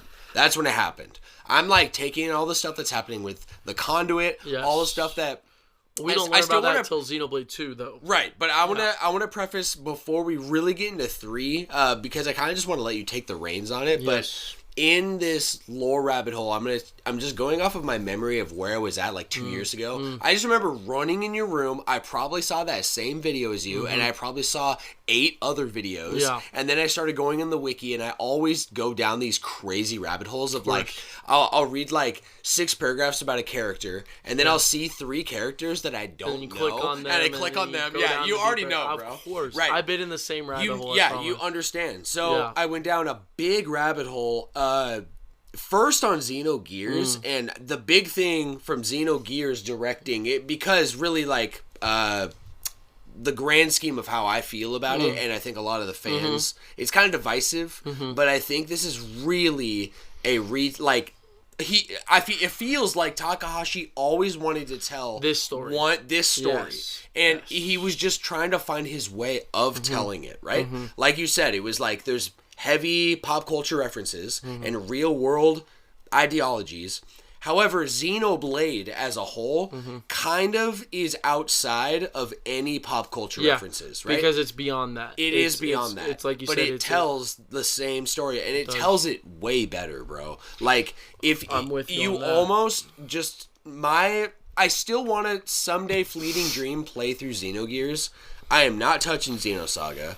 Fucking even Xenogears I know is going to be tough because it's not what Xenoblade actually is. Yeah. But there's things that are really, really cool. And so what I want to say is that, Agnes and Kevis, that is just thrown in your face, and it's a repeating theme, and it's very important to all of Xenoblade 3. And this ideology, you don't even have to go deep into like what they actually are and represent, but they represent just an opposing force, and that just violence just creates the energy. It creates a scare. It creates scarcity. It creates survivability. It creates the point of toughness. Survival is to kill. Yes, that idea. Right. So it's like an extreme example because it's just war. That's the only depiction. It's no kind of different than where we're at, right? And we've always been at war with who? Each other. But it's this like really dramatized idea. And then you go back to Xenogears, and it's the same story. Yeah. It's 2 opposing factions in a war. Right. And their names, I don't even remember exactly what they are, but check this out. But what does that even remind you of right now as a storyteller, or as a consumer of stories, right? The same idea was told by Isayama through Attack on Titan.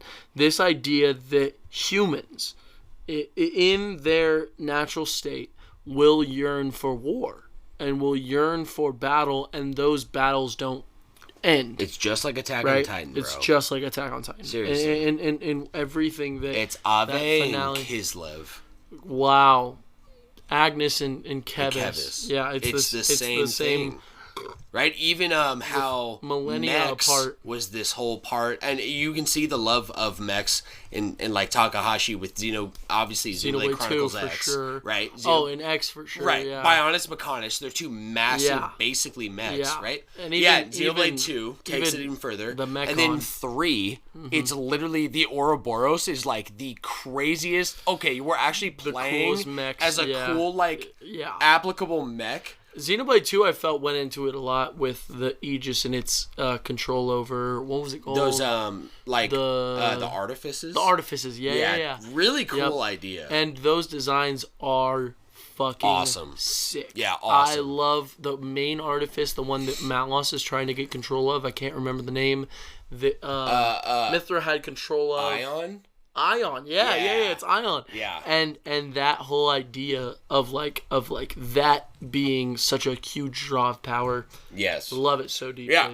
So the last thing I want to say really in like kind of like relation and fascination from this grander story that is now not just the Xenoblade series, but also in part Xenosaga and Xenogears. Xenosaga, despite my claim, I'm not ever going to play it. The lore in Xenosaga is much deeper. It is insane. And I can't even, it would be a 45-minute semi-explanation trying to even get into the lore, because it's also very different from Xenoblade. Right. But there's a lot of similarities. And one of those themes in Xenosaga specifically is this idea, like there's, they have the Zohar, their version of the conduit. It is the conduit. Yeah. It's shaped exactly the same. It's the conduit. Yeah. Okay? Yeah. But they kind of explain more about the conduit and what it is. Still, ultimately, though, being this other being that is in almost like a godlike realm. Yeah. And it's like a key to that. What I was going to say, yes, you're completely right. And from what the lore I've seen is it's a door or a pathway towards the god realm. Right. So there is a god that god realm. A god realm that exists. Yeah. Right. But that whole god realm, that's so fascinating because that whole god realm is the god. Right. And so to join that god would be to exit from the whatever essentially is the mortal realm or lesser realm. Yeah, exactly. Right, exactly. And the conduit or the Zohar is that said doorway. Right? And in Xenosaga, they literally call it the upper domain. The upper domain. And the lower domain. That's right. Yes. Yes, so, that's exactly what it is. Yes. And what's fascinating, though, about it, what really connects Xenosaga and Xenoblade is this idea, especially in 3, once 3 ultimately, explains everything in Xenoblade 1 and 2 and why it's the way it is and why it almost is like every mini theme, but especially in 3 it's cyclical, it's a cycle. It's things have always been this way and things have to be this way. They have to, right? And it takes a hero or some usually one person, and this is like the anime story where they know deep down they have to do something about it. Yeah, right? Exactly. They have to do something about it because it will never end. And that is also a theme of Xenoblade, is choosing your own destiny. Right. And being able to, at the core, ignore or say no towards the ultimate and saying, I can path my own future, which I think is a beautiful theme that exists within all of the Xenoblade stories that are told so far. Yes, dude. I completely agree. Yeah, very, sweet. Very incredible. You know what? I think I want to take a pee, then we'll come in fresh and let's just take off. Heard. All right, so before we get started, I was looking at Reddit top article. I just catch up. Pokemon Let's Go. Okay, why the catching system is bad and not good. Wow. Hello. I've been playing this game for a few weeks, and everything was alright. Grinding XP kinda sucked, but I've had worse grinds. But then I exposed a major flaw in the catching system. While laying in bed, playing Let's Go Pikachu in handheld mode, I was trying to catch Moltres. I wasn't going well, and I was getting sweaty in an attempt to defeat this children's game. In my excitement, I applied too much pressure to the right side of my Switch, and my Joy-Con snapped off that side. Third party. quotes. Respect. At least they admitted it. I tried to press it back in, but the pressure caused the switch to slip out of my grip and launch itself like a Hellfire missile up into my upper lip. Now I am bleeding profusely in my mouth and I have no controllers, except for the Pro Controller, which is not allowed because of the low risk of personal injury. I know a lot of people say they like the catching system, but I have played many Pokemon games, and this is the first one to make me bleed. I think they should consider tweaking the difficulty so that nobody is bleeding or sad. Thank you. Respect. It sounds like he's going through it. I feel bad for him. Yeah. I shout outs. I don't think I experienced it to be that. I'll give him credit too. Def not a shark. Well, that's a user on makes Reddit. sense. So that's on the Let's Go subreddit. Check that out if you feel so inclined. Joshi, let's jump into Xenoblade 3, bro. Let's get it, man. Yeah, I really want to know your thoughts, wherever they may be. Well, I'll preface. Okay. Is what I'll do. Is I'll say that, I'm going in with the perspective as someone who played the first two games, of course. And I would say loves the first two games. Absolutely. Very deeply loves. Yes. These are some You played both of them twice, no? Yeah. Oh, Xenoblade 1 twice. I didn't finish my second playthrough, but I started New Game Plus of Xenoblade 2. Yes.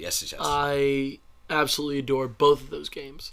And I would say that one of the biggest appeals about being a Xenoblade fan or being interested in the first two games is how drastically different they are from each other, right? Yes, absolutely. Xenoblade 2 has this whimsicality to it that the first game truly, holds in some regard, but I believe is not as prevalent as the second game. But the first game has this level of realism where it's almost like an Attack on Titan kind of story. Totally. You know what I'm saying? Yeah.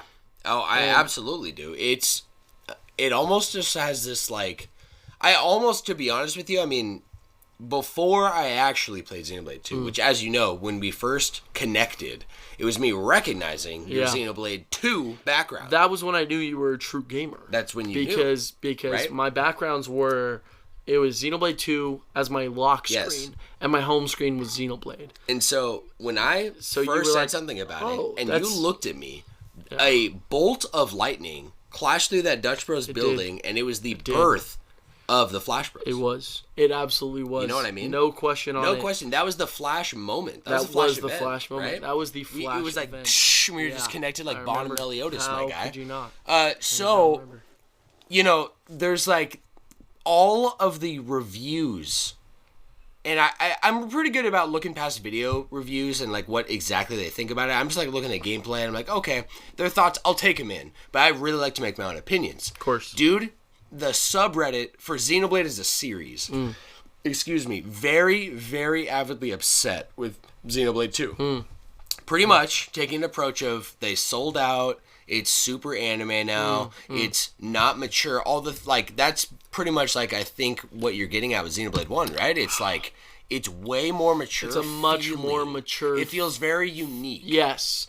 The way that the story carries itself. Yes. And which I say all that, now that once you play Xenoblade 2, it has to be like that. Once you are kind of equivalated with the series, yes, you understand that, and I truly believe that the second game is the way that it is for a reason, right? Absolutely. And you can appreciate that in 3 especially. Absolutely, and that's what I'm saying is that 3 really ties the whole series together, where it's its own style, very much so, artistically and all that. Both first two games are very differently stylized, right? Fucking chair. Oh, are you good? No, it's being a little shit. All right, what the fuck? We're good.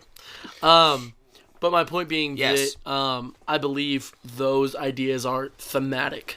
Especially after 3, I understand the thematic ideas and what they're trying to bring to the series. Oh, yeah. Both of them are a separation of self, right?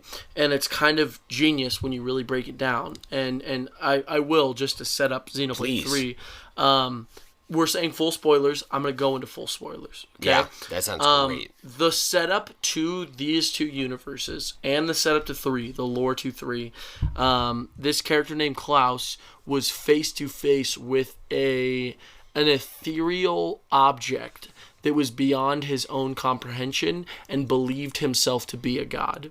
And I believe or that... at least a part of him. A part of him. Exactly. That's what I'm saying. The idea of Klaus, when we see him, he is a real human being. Yes. He is a human being in what we believe, a being who is separate from God. But beyond the idea of Christianity or any other belief system, a human being is a complex being. Extremely. Right? A being that holds itself at high regards while at the same time holding what almost goes against the natural instinct, which is morals. The natural instinct is that I yearn to be the greatest. I yearn to be the most successful. I yearn to be above all others. And your morals set yourself straight. Absolutely. That is human existence. Okay, that is not some kind of fictional idea. That is what a human being is. And in these two series, in these two games, and how drastically different they are, we see the sense of self. Right. We see the separation of the idea of what it means to be human, right? Of what it means to hold the value that I am the greatest. I think, therefore, I must take, I must exist, I must be the greatest beyond all beings. That's what we see Zanza as. An extremely huge part of what Klaus is and why he made the decision that he was. And I'll even take it further. Please. I agree with everything. That's a beautiful depiction of exactly that, right? This side that it also a part of it. In the setup for Klaus, we don't see much. Right. But we do have 2 cutscenes from Xenoblade 1 and 2, and then in 3, showing just a little bit of dialogue and who Klaus was just before he touches the conduit and all of this is created. Right. Okay? And all reality just changes. And all of reality does change. Through and that's that. Through that. Like his will come into contact change, with the power of God. Exactly. Right. And so yes, the part of him that goes into the Xenoblade 1 universe, i.e. the Zanza universe, okay, that split is the God complex. And a part of that, you could probably, in my, just looking at it analytically, he... on Earth as a human, he is one of the most brilliant He's the most scientists. talented mind of that generation. He got a hold of this thing because he's been trusted by humanity to study it and not abuse it. Yes. Right? That's why you can assume these things because of where he's at. Beanstalks were built. Exactly. Were to study the conduit as elevator. Yes.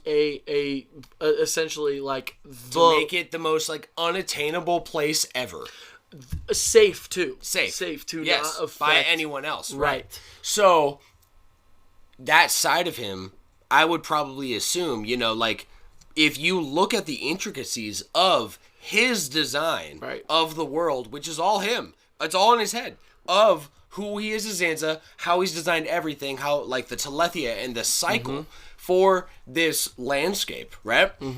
He's up until you destroy him with the God Slayer, the God Killer version of the Monado, right? He thinks the entire time of this reality that he is unkillable. He is God of this reality. Which he is. And to his merit, that whole system is genius. Yeah. It's very well thought out, right? Then go to the other side. And what is exactly. That other side being the architect. And being the self. The true self that Klaus was. He's not Zanza. He's a man. He is a man filled with regret, remorse, this idea that he was not absolute. Right? And he made a decision that was absolute. And at the same time, you see the man who regrets the absolute. Yes. Right? Yeah. And he almost intentionally, I feel like a takeaway I had from 2, and correct me if I'm wrong. No, because I feel like your lore and understanding of 2 specifically was what fascinated with me so much with 2 specifically, right? And I feel like a takeaway I had was that the architect and the idea of it, it's like it's creating this, separating yourself because of those human emotions, because of regret, because of like no one wants this immortality to stand here and watch, because in thinking what was, wishing it was back, right?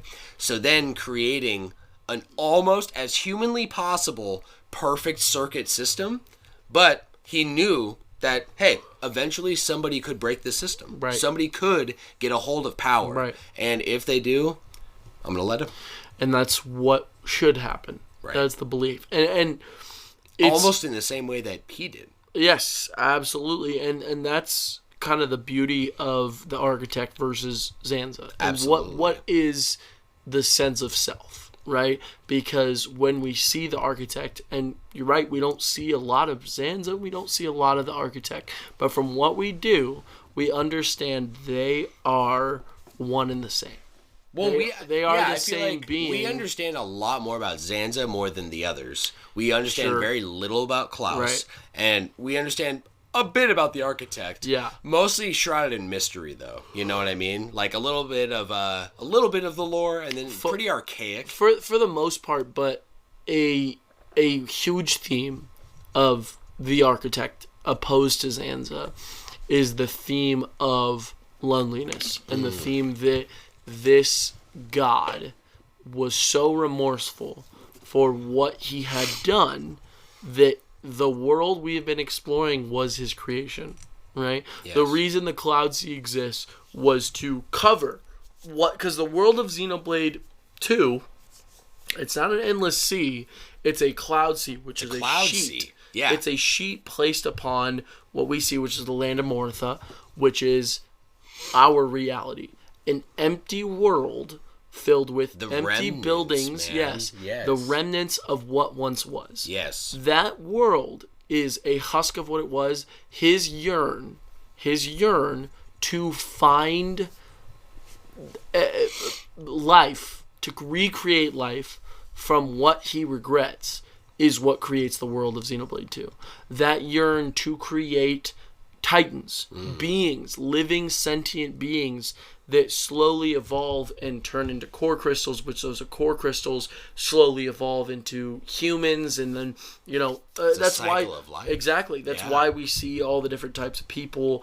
Urians look extremely different than Gormontes. We see a lot of different people of Tantal look much different than the main, the people, because they're all, and it's kind of like a creation similar idea to the Bionis and the Mechonis, right? Sure. But it's very different. But it's extremely different. It is the difference that makes those two different beings, which are one and the same. Absolutely. And if you truly, and this is something I believe, if you truly to choose one over the other, you will not be living truthfully in the now. If you believe yourself to be the god of your own universe, of your own life, which you need to get things done. That's the truth, and I will stand by that. There's only so much God can do for you if you are not taking your life in your own hands. Absolutely. But there's an extent where you need to understand what you are. You understand that people around you affect you, and that yourself yearns for love. It yearns for interaction. It yearns for growth, and those things are impossible if you believe yourself to be a god complex. But you can't be something if you live in regret. So both these versions of Zanza cannot persevere because they are stuck on what they know, and that's just the truth. That is us as people. Right. So where we find ourselves in Xenoblade Chronicles 3 is the true natural connection between these two universes, the essence of what it means to exist. This idea that these universes are Klaus, are a part of Klaus, and they yearn to exist together is one of the most incredible themes I've seen from Xenoblade, and especially Xenoblade 3, because it doesn't need the explanation of, oh, this is why these universes yearn to be together. It's because they can't exist without one another. Right. But what we're dealing with now is beings, is true life, right? And the truth goes that once you are gone and you close your eyes, or you blink, or you don't look up at the moon's still there. The people still existing. The people around you will continue to exist for as long as they are able to. Yes. Okay? Man. So one of the most beautiful things I think about Xenoblade 3 is this idea that the people in each universe continue to exist, right? And even when brought together through the sense of, what's it called? The origin, yes. which is to essentially create... Like preserve. Almost like preserve, almost like a digital download, but it's through light, which is the energy that we understand in our universe. Much more complex than just a digital download. Right. But essentially, that's the idea. Yeah, it's like the essence of life. Right. Right? And it can't be ultimately extinguished. Yes, and to exist, you have to be a part of that. Yes. And so what the true villain of this story is humans' inability to accept the now. And humans yearn to stay where they are now, even though the world keeps changing. And so the craziest thing about Zed as a villain is that he is not a malicious being. He is not exclusively a part of Klaus. He is a part of everyone. Every person that exists and is alive is Mobius. It's these fears and these ideas that manifest themselves. Humanity was so afraid, they yearned for the endless now, for now to never change. And what that does is create a system where morals, ideologies, time frames do not exist. You meet a lot of different consuls through Mobius. You meet some that are young people who believe in this idea of the endless now and not wanting to change. You see older people who don't want to die. That's the ultimatum of them, is they're not ready to die, right? Or don't know death, or are too afraid to move on from death, right? And it almost is a mindset. And that ending was so powerful because you see these characters create faces in Mobius. Because the truth is, they are afraid. And they are just as Mobius as they are Ouroboros. But what all Ouroboros is the true yearning to want to allow the world to move on. Thousands and thousands of years existed in the endless now, right? Years of people who yearned to make a difference, right? But what we're stuck with is, are these people so certain that they want a new now? Because why, if we've been having Ouroboros fight Mobius for thousands and thousands of years, why would these people not succeed? Because the truth is, Noah, En, and Mio, these old Ouroboros who used to fight for the right to exist as people, not just fight. They actually had the power to stop it. They had the power to stop it. What's their reason for not being able to stop it? Because deep down, they didn't want to lose what they had. Each other. Or themselves, or their children, or the existence that they hold now. Right. This idea. Okay, you have a future. Yes. In this future, it is ever-changing. You're not in control. Mm-hmm. You could die. She could die. Right. You'll grow old together no matter what, and you're both going to die. Right. Okay? Right.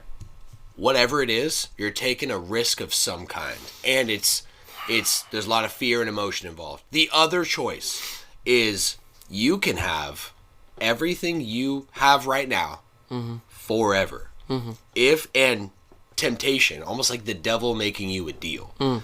If you sign this contract and work for me, do whatever I ask, it's going to suck. But, lose your emotion, it makes it easier. You can have I won't. And even the perspective of it's an impossible deal to be made, because once you become Mobius, you remember everything. Right? And so all the pain you felt before is no longer a cycle. It's who you are. And that's what makes M and N so complex, and to be honest, so interesting as characters. And so relatable. Relatable, for sure. And it's one of the reasons I believe M and N are the main characters of this story. They are. But just spread across their own lifetime, right? And you even see it with Matthew, who is the grandson, or the great-grandson of these two characters. Which is so crazy. And by the way, do you remember the name of their grandfather? Of whose grandfather? Of Matthew's grandfather. No. It was Gondor, by the way. Gondor? Do you recognize that name? Yeah. That was the name of... the granddaughter. Or the daughter of Monica. The daughter of Monica, which we can now assume, through everything, these people, the Van Dams, are the true descendants of M and N, and have been fighting this fight the entire time. Wow. Through the knowledge that their people have been fighting it through this entire time. Wow. And it's so incredible. I will try to refrain from Future Connected, because I think we should do an episode on that. I would love to do an entire episode. Like a wrap of because our thoughts. Yeah. I also am... We'll keep it in the wheelhouse of Xenoblade 3. Absolutely. But I'm also... just one thing that's known about me, one of the reasons I love JoJo's, and I love the whole idea of Tekken, is seeing the way these families thrive over time, right? Oh, yeah. With even similar enemies, you know? And with some of the knowledge of... Even at this point, I am fairly certain Mio is the daughter of Nia. And, you know, even seeing Glimmer, you're like, okay, I see what's happening. Rex had 3 wives. He has 3 descendants. Mio, being the original M, is also the great-grandmother of Matthew, making Rex the great-great-grandfather of Matthew. Crazy. And you can see that in his character. And I think it's so epic. It's such an epic story being told. Epic. It's one of the reasons I think Future Connected is going to be one of my favorite games of all time. No question. Just because of that epic grandiose of the story being told. On top of the descendants. I can't believe how, like, you thought, like, Xenoblade 2's DLC was deep. Torna was deep. Oh, yeah. This is so deep. For a DLC? Trenches deep. Seriously. No, it's ridiculous. But getting back on Xenoblade 3. Do you mind actually if I take another pee? Yeah, let's go. Okay, cool. Yeah. It's like the what's that one meme? Ricardo meme, yeah. A classic. A gosh darn classic. Alright, let's get back into it. Go.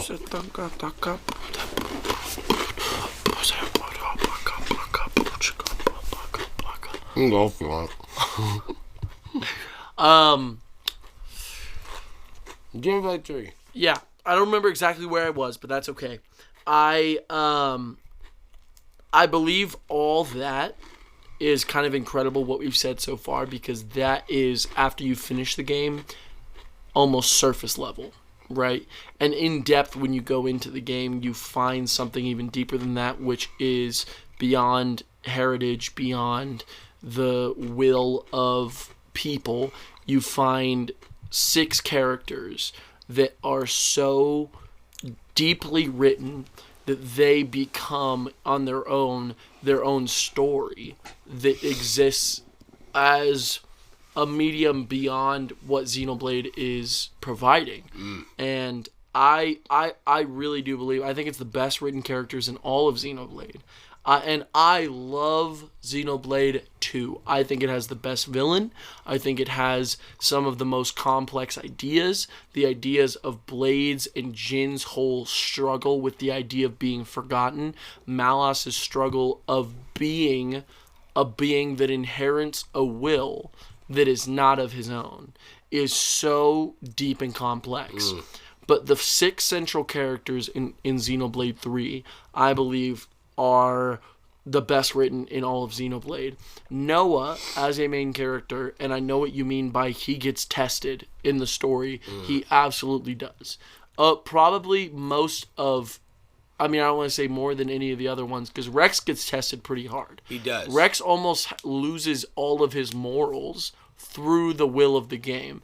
And Shulk is changed in a very different way when it comes to what he experiences. So I'm not going to say one is better than the other, but in the way that the Xenoblade story is always expanding, Noah finds himself at a place, the main character of Xenoblade 3, finds himself at a place that is so dark and so at the edge of what a hero should feel, that he sympathizes so deeply with what is the villain that he says, I am no different than any decision this person has made in the past.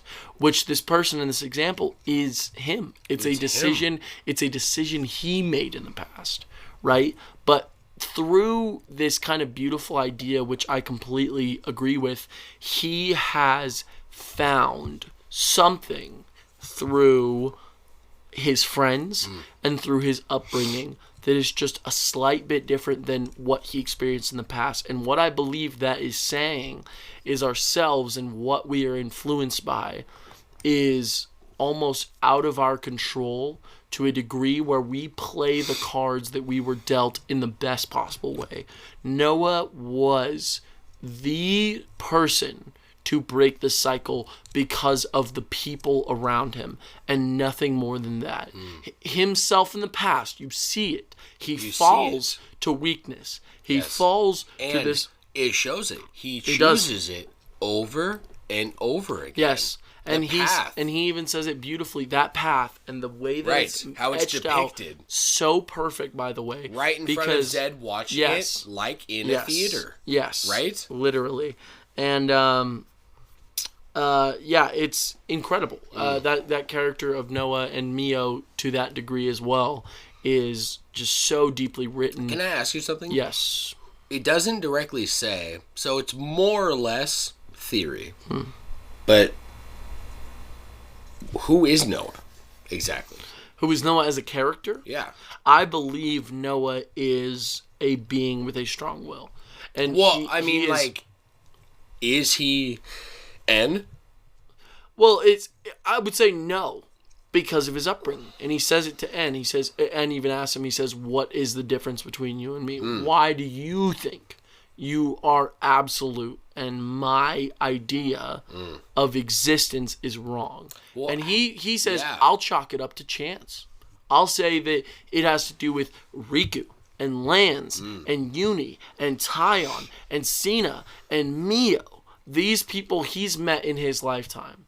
He is not better. He is not more right than what N is. He is a version of Noah who was brought up from the people around. No, you're absolutely right. Actually, and that's what I believe. I'm kind of like going in a different... I'm trying to gear my question more towards like, how does Noah exist?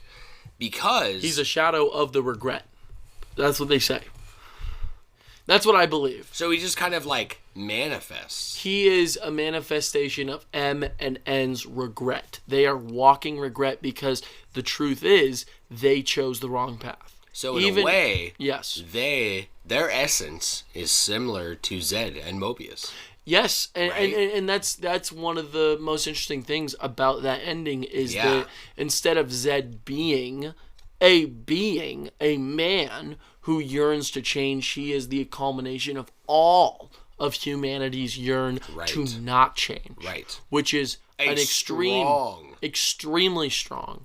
Extremely. So what he is an idea beyond a person. He's not a person. Right. Right? He is an idea that exists. It's nuts. And it is what Noah is. Yeah. It's a part of Noah. It's a part of that regret and that yearn to not change things, to want to be with Mio forever.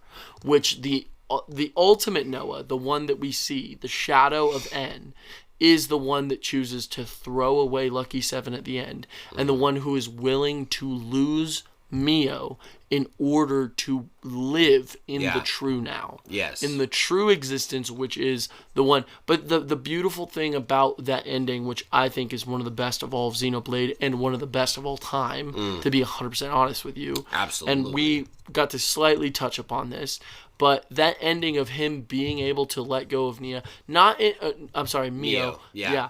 Not in the sense of I will forget about you. No. But as in I understand where I have to be in order to find you, and I will find you. I will yearn for you forever, right?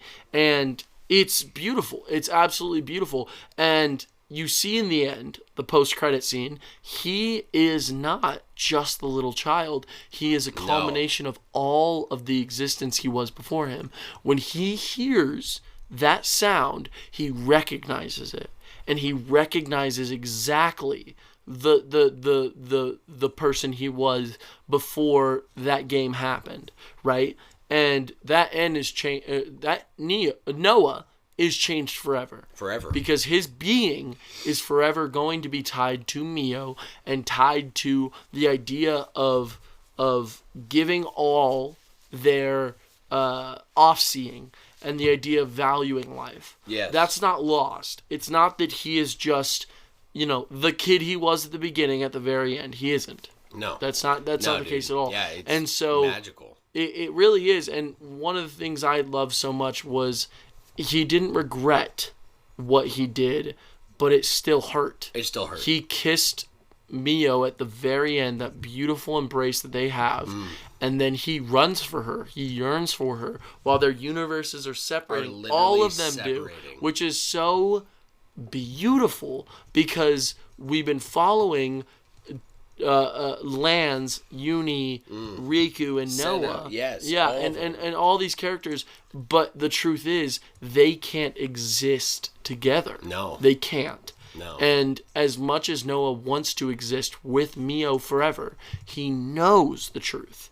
And he knows that the existence that he would hold, the true existence of being in a world that changes, where he will grow old, and all those ideas, that is the absolute, that is the truth. That's the truth. And nothing good lasts forever. No, nothing does. Nothing good does last forever. Tangible but in this life. The truth is, it doesn't mean that it holds no value. Right. And it's a good quote from Age of Ultron. Oh yeah. Which is a very slept on. You and I agree. Very slept on Completely Marvel agree. movie. Absolutely. Very much so. But what's his name? Vision at the very end when he meets Ultron. Ultron has this ideology, which they're two sides of the same coin. Exactly. They are the same being, essentially, born from the scepter, an AI that exists and sees humanity for what it is. And Ultron and Vision says, a foolish bunch they are, basically, and Ultron says they're doomed. They're doomed. And Vision says, yeah. But something isn't beautiful because it lasts. It's an honor to exist. To be among them. To exist within the now.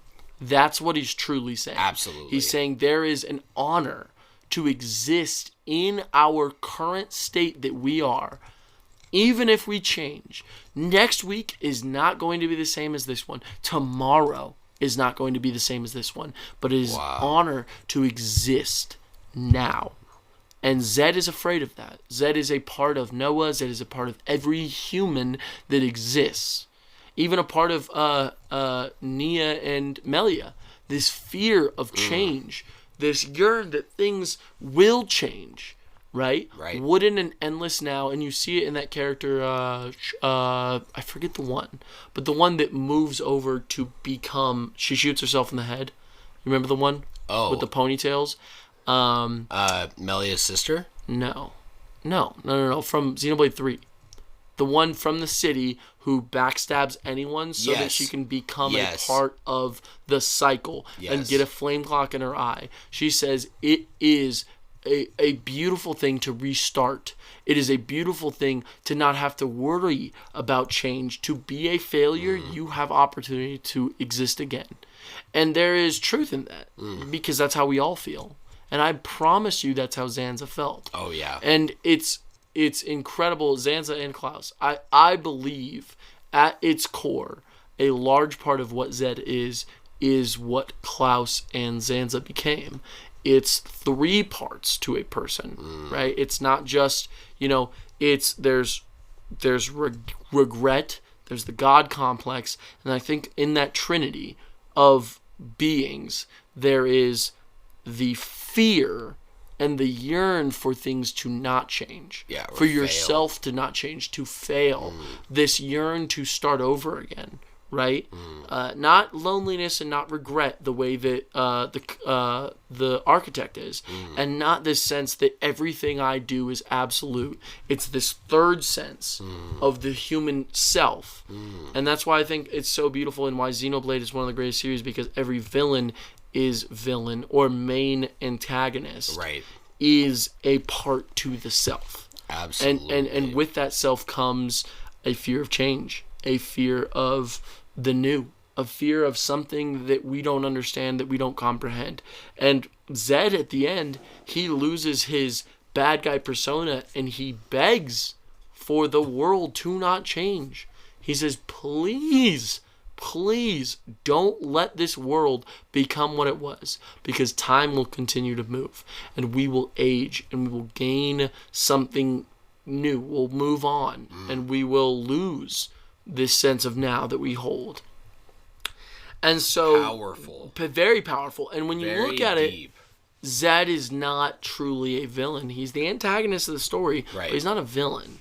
It's the same way I say this a lot about Naruto. And I use this a lot because I believe Naruto is one of the most well-written anime out there.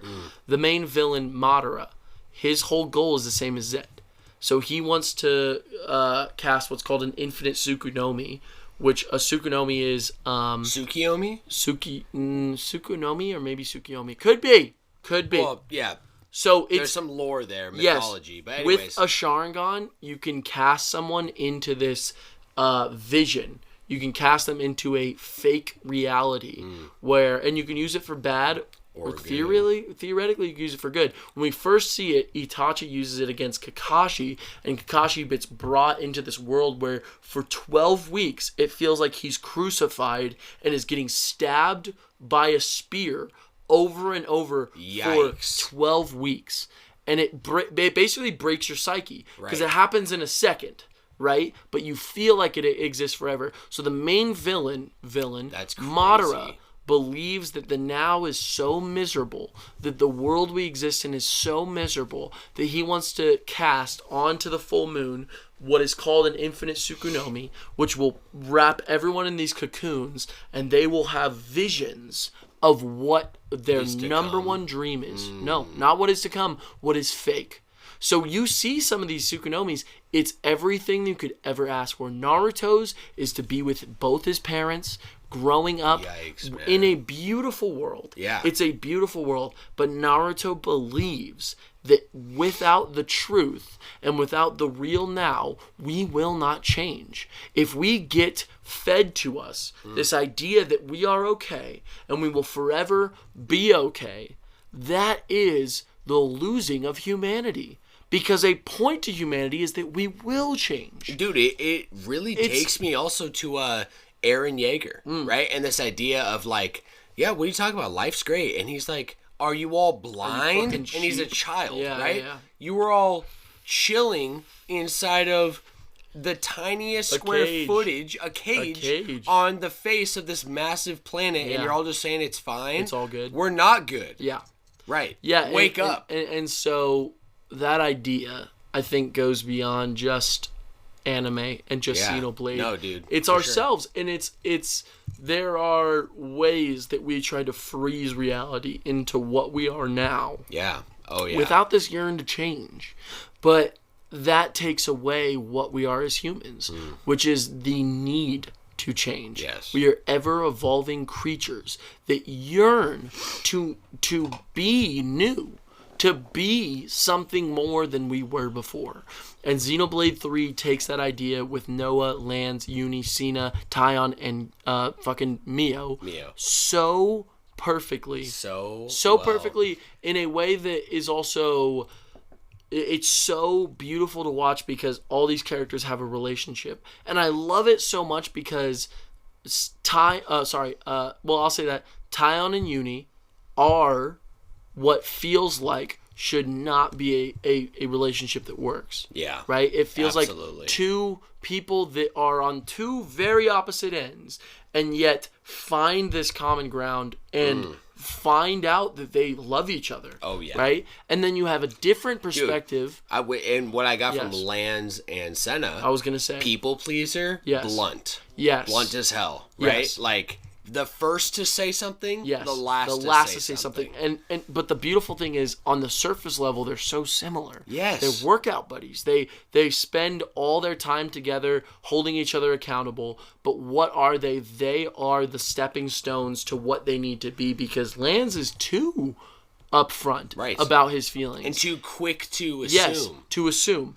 If he weren't as quick to assume and said everything he wanted to say to Yorin, then he would have been a happier person. And if Senna refused to change and stood by her morals, she would be the woman she wants to be. Absolutely. And so what they are is learning from each other.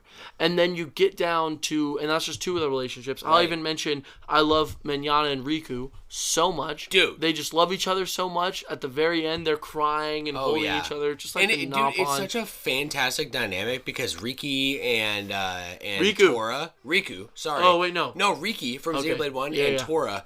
Like, very iconic, very much a part of, like, you know, there's two tropes, and one I love and one I can't stand, of the mascot character within these animes and things. And I've talked about this before, but I'm pretty Did you not like Tora? No, I did. I loved Tora, and I loved Riki, honestly. Interesting. Tora probably grew on me sooner. I just loved how obnoxious he was. I loved that he was so unapologetically the way he needed to be. And I love that. And Riki is like the daddy pawn. He takes care of everyone. He's the father. He's wise. No one understands him, and he's like, meh, like, you know. And you know what is so beautiful about that whole story is that when they're separated on, what's the hand called? On the ocean. Oh, yeah. Like the fallen arm. Fallen arm. Yeah. Yes, that's what it's called. Yes. Got it, baby. So the ones who connect the most are Dunban and Riki. Yes. Because you see that they, as characters and as people, understand what it means to change and what it means to grow. Yeah. They're the oldest of the group. And take care of what they need to take care of. And I think those kind of beautiful dynamics are because Riku is very much of the same. And right. So yeah, I am already. I love it. There's two of them. Yes, I am already certain that Riku is a descendant of Riki, if not Riki's son. It could be, absolutely could be. Right. With the lifespan of Nublon. Yeah. But that's amazing, that's bro. Territory of Future Redeemed, and I won't go there too hard, but I do believe that Riki and Manana hold a special case of, you're right, of Xenoblade Chronicles 2 and the Xenoblade Chronicles 1, and the way they come together and their dynamic is so perfect. One can't fight without the other. It's one of the reasons I love the fact that they are a hero together. Right? They are so that, cool. And I love it so much. You can have 8 fucking characters fighting together in a very consistent 30 FPS with a lot of shit going on, a lot of numbers on screen on a Switch. If you want to talk about the literal like the way that game is optimization. Made, optimization, one of the best on the Nintendo Switch. Absolutely. I don't know any other Nintendo Switch game that has as many characters on screen that locks at 30 FPS and keeps the way that it is with how massive the environments are as Xenoblade 3. That is magic on a system. They are working that thing. And one of the things I love the most about Xenoblade is their ability to boost how many characters you can see at a time. Dude. Every time they are pushing it. And you can even see it in Future Redeemed. And especially Future not Future not Future Connected I meant to say Future Connected, right, but also Torna as well, yes, with the whole switching system and having the blades out and the way that they work. It is like an expansion. Xenoblade 3 is an expansion on what 1 and 2 once brought. Don't you remember playing 2 and being like, okay, why does Mythra really just have to stand there and not do anything? Yeah. And now you actually are in a place where everyone's moving, everyone has a part. Everyone's doing something. Even, I mean, it's kind of on a it feels like it's so basic now, but we should really, like, it should be understated how much the core gameplay is affected canonically by Xenoblade 1 and Xenoblade 2. Absolutely. With a cooldown on a, like, timer and a auto attack cooldown, and how they sit, you need them together. Like, there's some builds you can only have on a Kevis character and only have on an Agnes character. It's really incredible. Because of how those classes, like, they can only complement each other. And it is the perfect, like, mix of both of those games. It is. Because at their core, those combat systems are very similar, of course, but they're extremely different. You look at 1 and 2, it's 2 extremely different games. Right. Especially the way that you are playing consistently. And I am just amazed by the fact that I feel like this third game takes the first 2 thematically and gameplay-wise, brings them together in a way I have never seen a sequel do before. I've never really seen a sequel like Xenoblade 2 to Xenoblade 1, and I've never seen one that is a complementary sequel to the both games that they come from. Absolutely. And so I think it's incredible. My experience was incredibly positive. I am currently playing through Future Redeemed, and I have no need to stop. I am so very invested, and I hope we can do another episode on it. I feel like I've also said most of what I'm feeling on this game. Yeah. I don't know what else I would add to it. Yeah, I'm totally... Unless you have some questions or anything you let me think. Honestly, like, I've been waiting. The title of this episode is called Fated Encounter. Okay. Because I knew this conversation was coming. True. And I just had to be patient, right? I think I've waited like at least 2 years from when I started playing Xenoblade 2 to I think it's literally just exactly 2 years, because I remember starting like right when it came out in March, because it had like that sneaker release date. No, it came out like the summer. Xenoblade 3. Oh yeah. What was I saying? Xenoblade 2. You said Xenoblade 2, but I think you were... Forget it. 3. Xenoblade 3. Yeah. 2 years. I think it's been 3 years. Okay. Because, I think it's been 2. Okay. I think it has been 2. I think it's been because 2. Xenoblade came out in the summer, like it was like an August release, or late July. The next spring is when we got Future Redeemed. And I tried hopping on that like right away. I just kind of stopped playing maybe a month prior. Right. Spent a good, I think I clocked like 160 hours, something like that, in Xenoblade 3.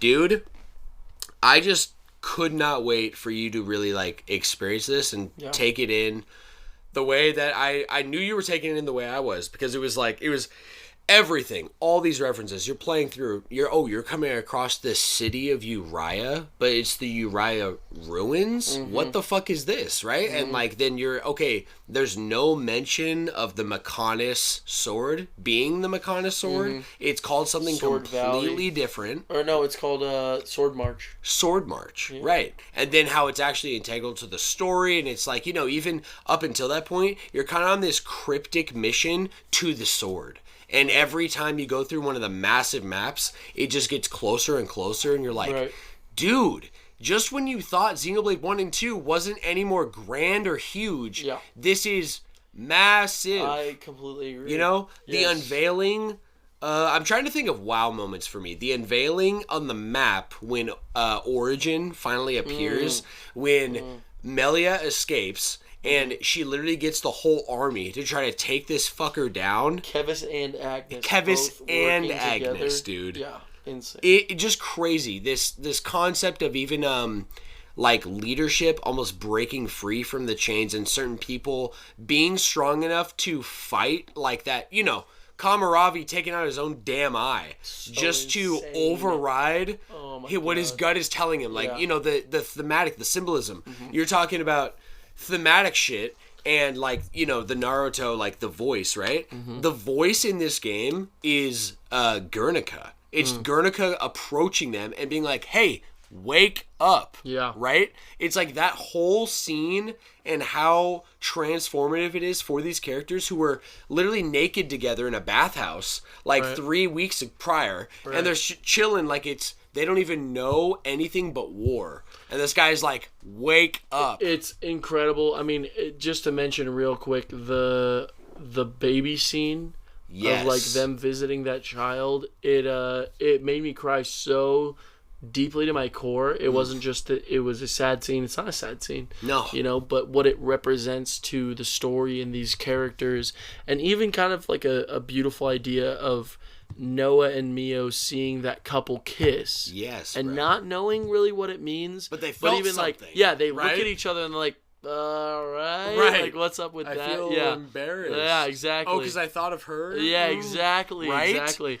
And then that all coming full circle, and then that ending of these people, all these people that exist within this world are truly going to be free. Really free. Really free. Really truthfully free.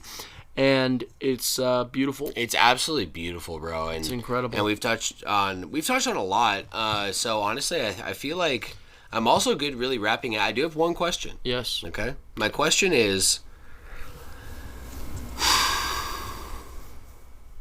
if you were to try to put, without Future Redeemed or any DLC, Xenoblade 1, 2, 3 in order of your personal, just for any reason, the order of whatever you want to rank them. Well, I will say, if I'm going to give a flash score, which we may or we may not need to do, when it comes to all of these, we'll have to come to a consensus. I say these are all 5 out of 5 games. All of them. All right? No question. No question. I think they are all peak storytelling.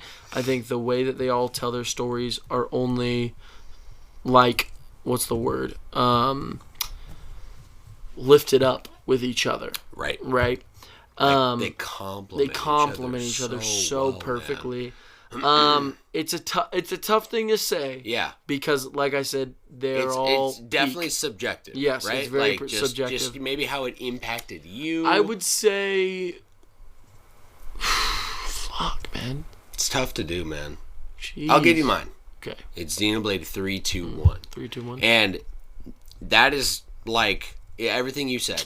Like they're all in the same playing field basically, but for me, the gameplay and then further themes of 2 just surpass 1 for me. Really, like, I feel like I would honestly almost be in a different boat if Xenoblade 1's combat was different. But it almost can't be. It needs to be for the evolution of the series. But if they were, like... You know what I mean? Like, it gets so fucking good by 3 that it's just, you can't even... Not only is the game thematically just enthralling on every degree, but I also am enjoying every step of this ride because the gameplay is stupid good on every single loop. On the, like, running around loop, on the beauty of it, on the gameplay. Like, you're hooked playing 3. I'll say... It's tough for me because I also hold nostalgia towards a couple of these games. Yeah, absolutely. Especially Xenoblade 1. Oh, yeah. Which is extremely nostalgic for me because I was so deep into Nintendo at this point. You know, Smash 4 was out. Oh, yeah. I played Shulk, right? And the announcement... Shulk! And the announcement of Xenoblade Chronicles 3D... was huge for me. Huge. Because it was the first time I ever experienced it. Right.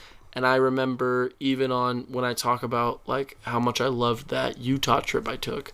I've said that multiple times on this. I was playing Xenoblade Chronicles 3D on that trip. Right. On that trip, on the go. I remember being in my tent and the Alvis scene happened. Oh, dude. And I remember just being like, this is next level video game. Like, Absolutely. This is next level. So I think you and I are going to have different opinion. I will say fundamentally, I'll break this into two things. Yeah. I'll say fundamentally, I think I'm going to go, what I think is the best games are 3, 2, and 1. I'm going to say that for certain. And I'm going to say if I played them less spread out like you did, right? Because you basically experienced the series in the span of a couple of years. Yeah. 3, maybe. No. Right? 2 years. 2 years. Yeah, because it was like one, not even a year, and then like, yeah. So that's what I'm going to say are the definitive which one is the better game. Because if you even break down the 3's side quest compared to 1's side quest, it's not comparable. Night and day. It's a night and day. I love Xenoblade 1, but it's a lot of fetch quests, it's a lot of stuff like that. Oh, yeah. But I'm going to say when it comes to what I personally feel, and I also have nostalgic feelings towards Xenoblade 2. Absolutely. Because that came out 2019, at the very end of 2019 into 2020, and my love for the Switch was at its peak. And there were 2 games I remember thinking, these worlds are insane, and it was Breath of the Wild and Xenoblade Chronicles 2. And everything I experienced with Xenoblade Chronicles 2, so incredible. But if I'm being honest with myself, I don't know if that level of nostalgia will go as deep as my nostalgia for Xenoblade 1. So I think very fair.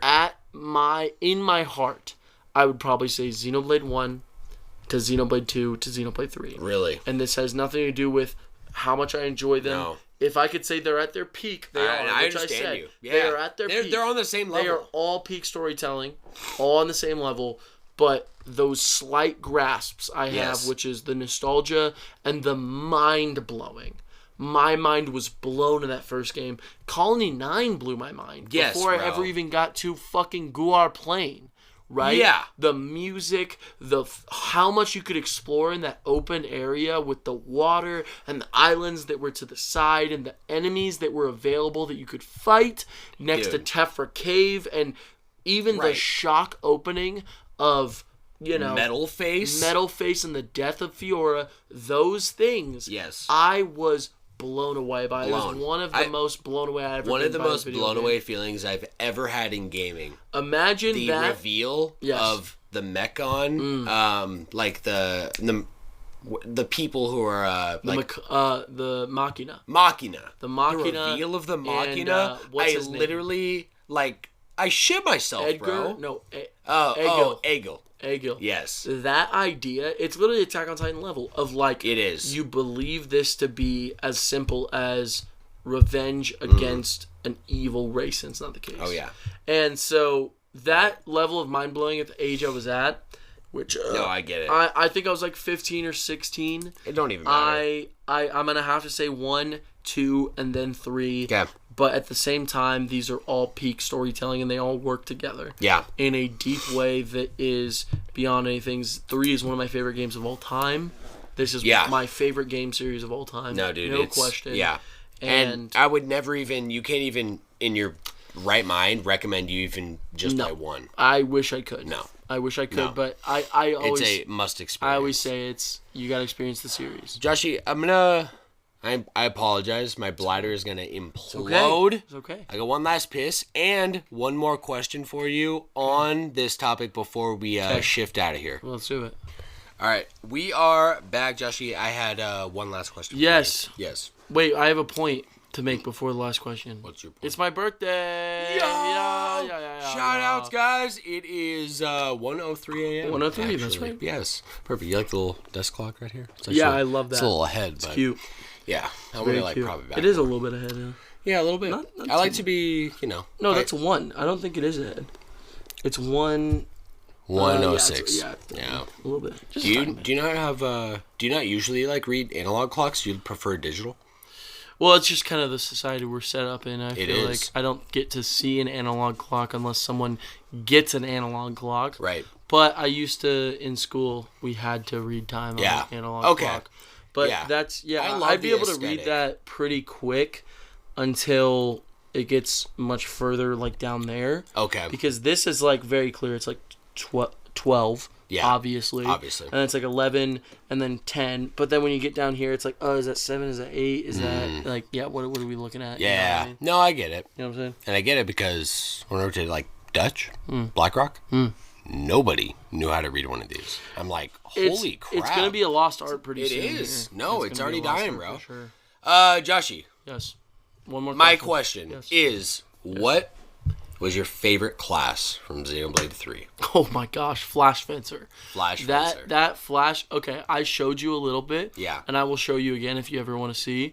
Absolutely. Flash Fencer mixed with the Lucky 7 is so busted, it's crazy. So Flash Fencer, what it does, and this is from what I've learned through the game. Yes. It's a critical Critical over! Literally. What is that from? Critical over? It's from it's from Seven Deadly. Yeah.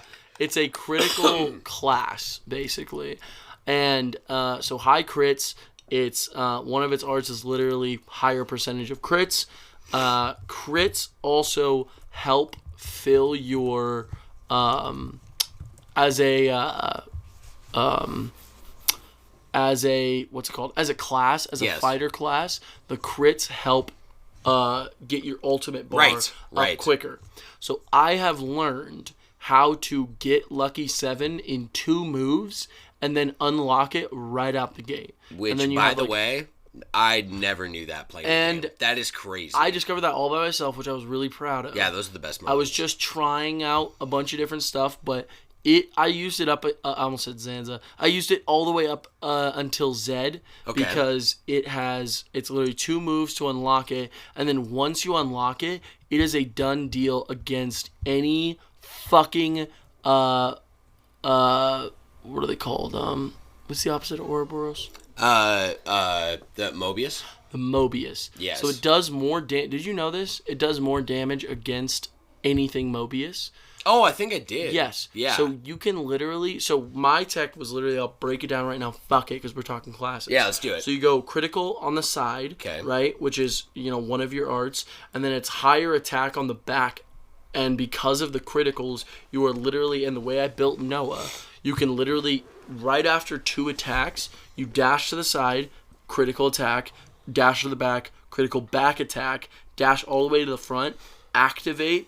Lucky 7, and then you literally have a move that art cancels perfectly into itself, and it does this flurry of slashes. Oh, yeah. Fills up its own gauge, right? And then you can art cancel to keep doing it over and over, but if you're facing the front, it unlocks the ultimate quicker, so it takes about 4 of those hits, but if you're art canceling, it's way quicker. Yeah. So you're literally ding, ding, and then you get 1,000 divine cuts! Literally. Yeah. And then you get to that fucking ultimate is the best in all of Xenoblade. Lucky 7s, have you seen it? The way it works? Oh, yeah. It breaks, it topples, it what's it called? Launches, and then it smashes. Dude, it's all like in 4 hits. It's like so Cloud. It's so insane. It's like and it does chunks of like the end level bosses lose chunks of their health. Crazy. So what you do is right out the gate, you hit that tech, you go to the front, you get that. And I've been able to get it in boss attacks where I am able to, through all this shit happening, I'm able to get 3 of those ultimates off, right? 3 ultimates off, which downs that so bad.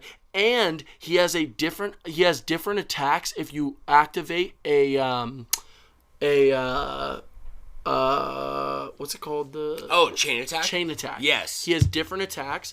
And I never got him off in a chain attack. It is peak, Sam. Like, that is the best you can do with Noah in a chain attack, it is the best you can possibly do. Flash Fencer is on top. Mix it with that ultimate of Lucky 7, and you will have a busted fucking set. It's so busted, it's crazy. That's so fun. And so fun. You mostly played that? Yes. Okay. Especially at the end, I did not switch up my character roster at all when it came to Noah. He was set as Lucky 7. Got it. He got Lucky 7. I would be in long fights too. It takes a little bit longer to activate it after the beginning of the activation of the boss fight. So if you get it off once, it takes a little bit longer than just 2 hits.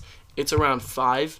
So you have to hit one from the side, or you literally have to Dude, some of these I'm looking at my screenshots of Xenoblade 3, bro. Oh my gosh. Dude, talk about like mechs, bro. How fucking what is this from? Sick this is. This is from the end.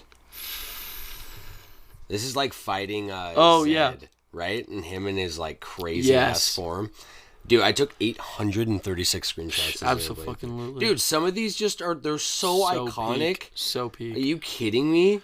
I keep on chasing them. Oh, dude. I can't believe getting actually wrecked. Okay, I wanted to look back and see. Also, Melia's model is peak. It's so actually so, like, so good. Okay. Come in. I'm sorry. Yeah! I love you guys. Love you, bro. No, I love you so much. I'm locking that fucking door.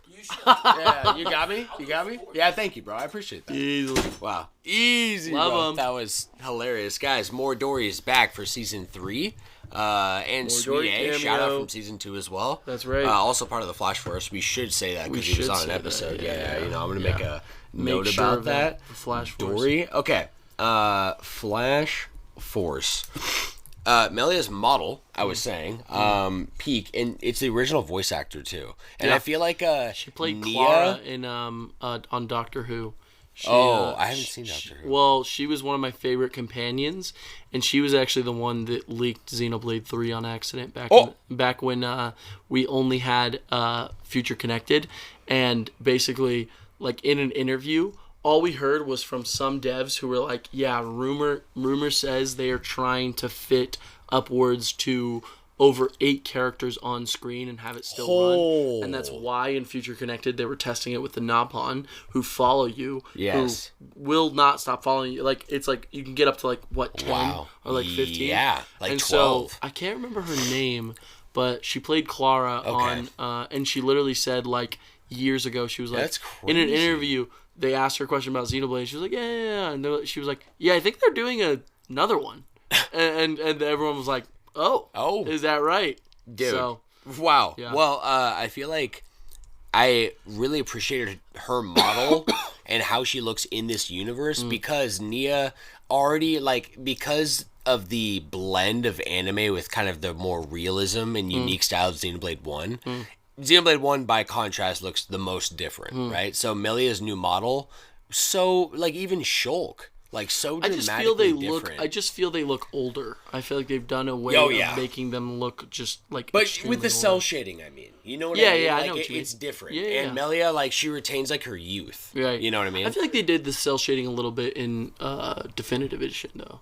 You know what I mean? You know what? They definitely. I think you're right. Yeah, they definitely. She has the same kind of hair. She just looks much older. Yeah, and I really like that. Totally. I think she looks like a. Well, I wanted to share. I don't know. Do you know like the highest chain attack damage you've done off the top of your head? I don't know off the top of my head. Okay, but I know I've gotten to 300 when it comes to an amazing score. Okay. On a chain attack. Yeah, which was insane. By the way. Oh my gosh. The Frumies are so loud. Always. I love it. I love it when Dorian's back in the house. Yeah, the energy skyrockets. It doesn't matter what time it is. Absolutely. Oh, absolutely. So, excuse me. So, the route I went towards my end game. Excuse me, man. Damn. I started going on big monster hunts for like all the rare lore because I wanted to like max out my gems. I wanted to like I want to do everything. Sure. Okay, absolutely. I was going after. I got every class fully unlocked in every character. Yes. Right at the least. Real. And I probably mastered like level 20, 80% of the classes with my Wow. characters. Wow. Yeah, like always on that grind. I would almost never keep them in like a set party, except I would switch during like a boss battle. Sure. But I was going after these big monsters, bro. Right. So I found a lot of fun in the game to really go towards. I'm sorry. I'm just gonna go out here real quick. Yes, let's wrap it up right now. Yes. I want to. My route of where I was going with the battle system, I was like cracking it open in such a different way. I was chasing chain attacks, and I was going after high, like one-shotting bosses damage. Okay? Right. So I went with my main class was the Incursor class. So this is a unlocked class, okay? Like a secret class that is one of like the later game What's the classes. character? It is a chick who is a the head of one of the I was gonna say tribes. Her name is Alexandria. She's the head of, I think, Sigma. Oh. Don't you remember like a cutscene where she kind of like someone snipes your party or something and she's like there with like a massive sword, like No, a I never saw cloud-like that. sword? Okay. It was like a region in the desert if you tried going there. Okay. You had a cutscene. So way later, like in the game, you can basically go on like a quest just like you can like you can ultimately like check out every colony, right? And it's so insane because they all have a different way of life. Right. So hers is all about warriors. So she is the leader of her tribe, right? And like she's crazy. So her class sounds a lot like the class that you really cracked open because I didn't go that crazy on Flash Fencer? yeah, after I unlocked it, I played it, but after that I bounced around a ton of classes. Yeah, Flash Fencer right there. So the thing I loved about this class was it also is a crit class. But here's the catch, bro. I hope it can display its like actual like skills. Okay, yeah. So check this out. These are the class skills that are innate, right? Boost damage dealt by 4 to 8% when landing a critical hit, up to a maximum of 150%. That's pretty Every insane. single hit you do, Yeah. which Flash Fencer would be busted with this. Right, You know what I mean?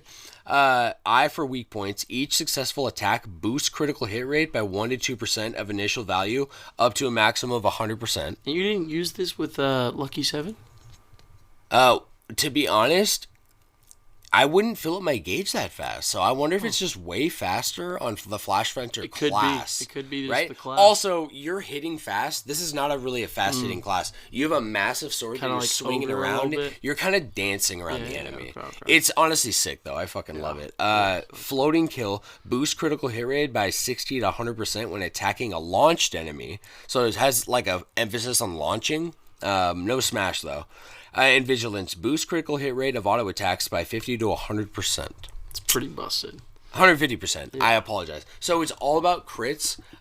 We should definitely like off cast should later like I want to look at like would the love end game to. builds. Yeah. But I did want to show you to wrap a screenshot of the most damage I ever did Let me see it. During a chain attack? during a chain attack. Nice. I cracked those chain attacks wide the fuck open. I think one time my highest was almost like 800% on the on one of those gauges. Your attack? The TP gauge. Oh, yeah. So my total damage Not your... Wait, what do you... Holy shit. 14 And mil. you got 4 orders and the Ouroboros. It's pretty busted, bro. Dude, That's by the fucking time I would hit the third gauge, Yeah. every single attack from Noah would do chunk, chunk, chunk. Yeah. You get to the last stage, if they're not dead, dude, the next hit does like half their health. Yeah. It's That's insane. crazy. Then the Ouroboros like animation goes off, right? Yeah. Noah himself with the crits and how much Yeah. it stacks. Yeah. Every single hit crits Yeah. and it does stupid damage. Yeah. There's something so satisfying for me about like that health gauge Right. sinking for I a agree. boss that just like you're doing chip damage. Yeah, should be chip damage, Exactly. but you're not. Yeah. Exactly. It's one of That's- the many highlights for me about the combat in Xenoblade is Completely agree. you can approach it in so many ways. Like the game even like wants you, especially in 3, to push playing everyone, playing every character. Absolutely. I played most characters, you know. Yeah. I just always really love playing the main character. I stuck with Noah the And I entire love being time. an attacker. Yeah, the attacker is so so good. Yeah, And so much more fun to play than any other position, I think. Classes are literally insane, man. Insane. Yeah, so I think we should wrap up our conversation. Let's do it. Xenoblade right there, my guy. Let's move directly into party chat. It's got something I have on here from Senor Michael. Ooh. He said, well, first of all, I'll say I get to work on Saturday, and I'm only working with him 1 day a week now. Right. Because he, just like his car situation, like, he's only working Saturdays, which is fine because that's really the only busy day right now. Right, it's so dead at my bar. It's really awesome. Oh, dude. Sunday, like, maybe 2 customers before dark. Wow. Yeah. That's pretty crazy. For like hours, right? That's and crazy. it's awesome, dude. I'm really enjoying it in a way that's not sitting on my phone bored. Good. It's like, oh, now I can use this time to like clean, organize. Yeah. You know what I mean? Like, just enjoy being there, right? Instead of always hustling, right? So, Mikey comes in. The first thing he tells me from listening to last week's pregame and episode is, "Sammy, I'm not full Mexican." I'm like, "You're not?"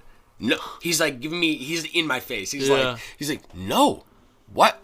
Where would you get that?" I'm like, I swear. Well, Sandoval isn't Mexican, is it? Well, he cuts me off and says, "I'm Spanish." I'm like, of course. My bad. And he's like, "What would give you that idea?" I'm like, "I don't know, the fucking Mexican mariachi music, the metalachi." Did I tell you about that? Yeah, of course. Yeah. You showed me Right. I played that during Cinco de Mayo. As I'm playing it, Mikey does like his really high pitched, like, just like rolling his tongue, and he sounds like straight out of Mexico, bro. And I'm like, he looks at me, he's like, "Oh, I see what you mean now." Yeah. You know? Right. That makes sense. So my guy writes in and says, "You can't call it a smash debate if you all agree. I was arguing hard with you guys on Tomb Raider versus Uncharted." He was saying we were too agreeable, but honestly, what I told him, and feel free to add on, was that was the first time I had ever heard Joshi say, "Okay, you know what? The first Tomb Raider probably is better than Uncharted." First time I heard better than Uncharted 1, Uncharted Fortune, 1. That is what you said. Which is the weakest in the Uncharted games, and by far not a weak game. No. Right? Totally. But I'm not saying and I will stand by any means. No, of course. But I will stand by every sequel that comes is going to absolutely annihilate any sequel that those Tomb Raider games are. And that is just the truth. I stand by that. No. Totally. And I stand by, I feel like you will feel differently in some regard, but maybe not in the way I do, because the gameplay and the thematics, the mature thematics of Tomb Raider, it's very different. It's like on a surface level, it's Uncharted. Yeah. Kind of. But like, and like puzzles, the puzzles are super in depth. It's like you're in a cave and you're like, what the fuck do I do? Right. It's very different. I love being in it. Right. But there's something very, very different about Uncharted that you really brought up, and I understand, and I'm so with you. It's like, I love like the characters in that world, but it's not the same as like almost like feeling a part of this family with Drake and the connection with his character. It's night and day, It's very different. It's like, I completely agree. I love, like you said, all those characters and how and their relationships. I just, at the end of the day, it's all about Lara Croft, if that makes sense. So even if each game has like maybe good lore and shit, my takeaway, am I remembering any of that? Not really. I kind of just really remember Lara Croft being a badass. Right. That's not the story of Nathan Drake. Not even close. Right. Yeah. I'm with you then. I think even the toughest part is that, like, for me, at probably Laura's peak, I'm going to choose Nathan Drake over her. Yeah. And I think he is going to be more badass and more enjoyable on screen no matter what. See, if I was to disagree about anything, it would be the badassery, because Lara Croft is the definition of like a female badass in like the best way, and it's displayed really well in these Crystal Dynamic remakes, because Lara Croft really does look like like the animations are really fucking good. Yeah. You know, like next level. I'm still standing by it though. No, I get it. I will not ever agree with. And maybe I'll feel idea. different after Uncharted 4, to be honest. Uncharted 4 is the best of the series, I think. That is Yeah. just what it is. That's what I'll I say hear. that one. That's what I hear. It is. All right. I am good with that. Mikey, I hope you're satisfied. If you're not, Better be. please write us in again. Yeah, and we'd be please. happy One to more time. address. But One more Joshi, the final Yes. thing I have for you, my friend, Yes. is our segment of Class Trial. Uh-oh. I just wanted to put something short and sweet together. Okay. Some things that were just off the top of my head. Maybe Yes. just to freshen up your lore. I'm with it. Or just maybe give more knowledge, because these types of stories are really deep. You know what I mean? That's Yes. why. That's why that Kirby lore is like so necessary. So and important. Yeah, dude, like you gotta be freshened up on all the details. Of course.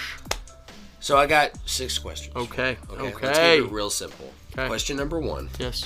is, by the way, I will be just taking note. In fact, if you would like to write down. You want to do that, or you want Yeah. to do it live? No. Let's just.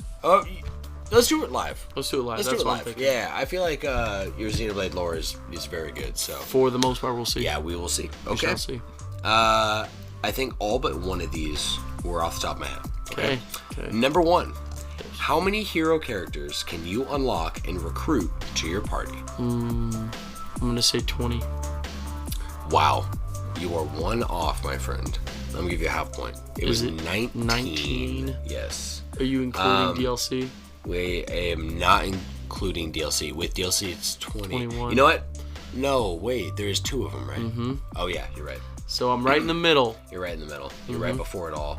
I'm going to give you a half point. Okay. And I do want to also say one of the most impressive things they did in Xenoblade was there is a creative side, and I've played both sides a lot, of JRPGs or any kind of party system RPG where two things happen. You unlock characters as you go, Right. or you get them all up front, Right. Like Right. or maybe all but one. Right. Okay? There is positives and negatives to both of those experiences. Right. And most of the time, though, like, you can't really have it all. Somehow, Xenoblade does 3 it. Yeah. has invented this system of giving you 6, as Joshi said, incredibly good and fun and powerful characters in a time of war. They all know how to fight. It's not pussy shit, right? Right. And then on top of that, to still fill the niche of unlocking characters as you go, some being optional, some being given to you, and they're all integral to the story, and they're all unique and different. These hero character concepts. Yeah. One of my favorite parts of the entire game. And now you could switch them on the fly. It's seriously incredible. Incredible. And it switches up everything because chain attacks are immediately different. Excuse me. Just straight up the way that you have it set up, is so deeply different. It's so deeply So, different. and on the fly, it's crazy. It's crazy. That character with the flag. Did you unlock her? Pink hair. No. Best support class in the game. If I remember right, it basically enables you to do can you art cancel? I forgot. Yes. You can. It has something busted about it, to be honest. Like, it's one of those AoE things, and it's almost like I think it copies abilities and duplicates them in its fullest, not just the damage. It's what the. It's nuts. That is nuts. Yeah. So That is nuts. the uniqueness to all of that, and to build it however you want, is it truly is of a customizable experience. It somehow has everything, and it's still not too complicated. Right. I completely agree. It really is. That's a long-winded number 1. So let's go to number 2. What 2 hero characters can you unlock after beating the main story? Non-DLC. If it's non-DLC, it's Nia and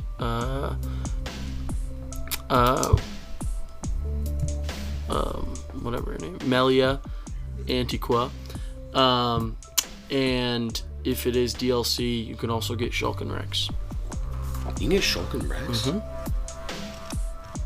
Post story. I think I need to replay this game. Because I checked, at least after the DLC, because I checked the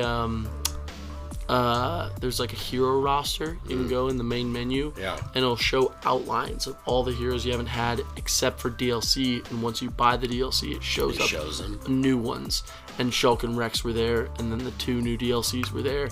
But I also know for a fact Melia and Nia are unlockable at the very end. Yeah. Okay. Yeah. Very good. Yes. I was hoping if you didn't know that, you would be able to figure it out. Yes. Because there is that massive hint of kind of outlining. Yes. Did you unlock Kamaravi? No, I never did. Dude. Yeah. For the lore alone, I might you play, have to. Yeah, I might play a little more. I don't know how I'm feeling now. We'll see how I feel after Future Redeemed. Okay. But, I feel like you'll want to because I'm seeing every single character. Not only do you get them in their crazy classes, but you also get their backstory and lore. There's a character that I don't think you encountered, and I was trying to hint at him, but his name's Gray. I don't have him. Must really? Encounter. You think yes. So? Actually, he's in chapter 3. He's in like a weird part of the desert. If you just randomly walked there, okay. Yeah. So. Pretty reasonable. There's stuff that's like really hidden well, and there's stuff that's like just given to you or just out in the open. It's great, man. I have nothing but amazing just thoughts on every aspect of this. Agree. Drawing this out. I know you are doing amazing. Here's another point. Thank Number you, 3 is what is the maximum level for each class? For each class? Yes. Well, I'm gonna say 20. That is correct. Yes, sir. It is 20. Mm-hmm. After you do the second hero quest. Yes. Which I think it takes you through that with Ethel, yeah?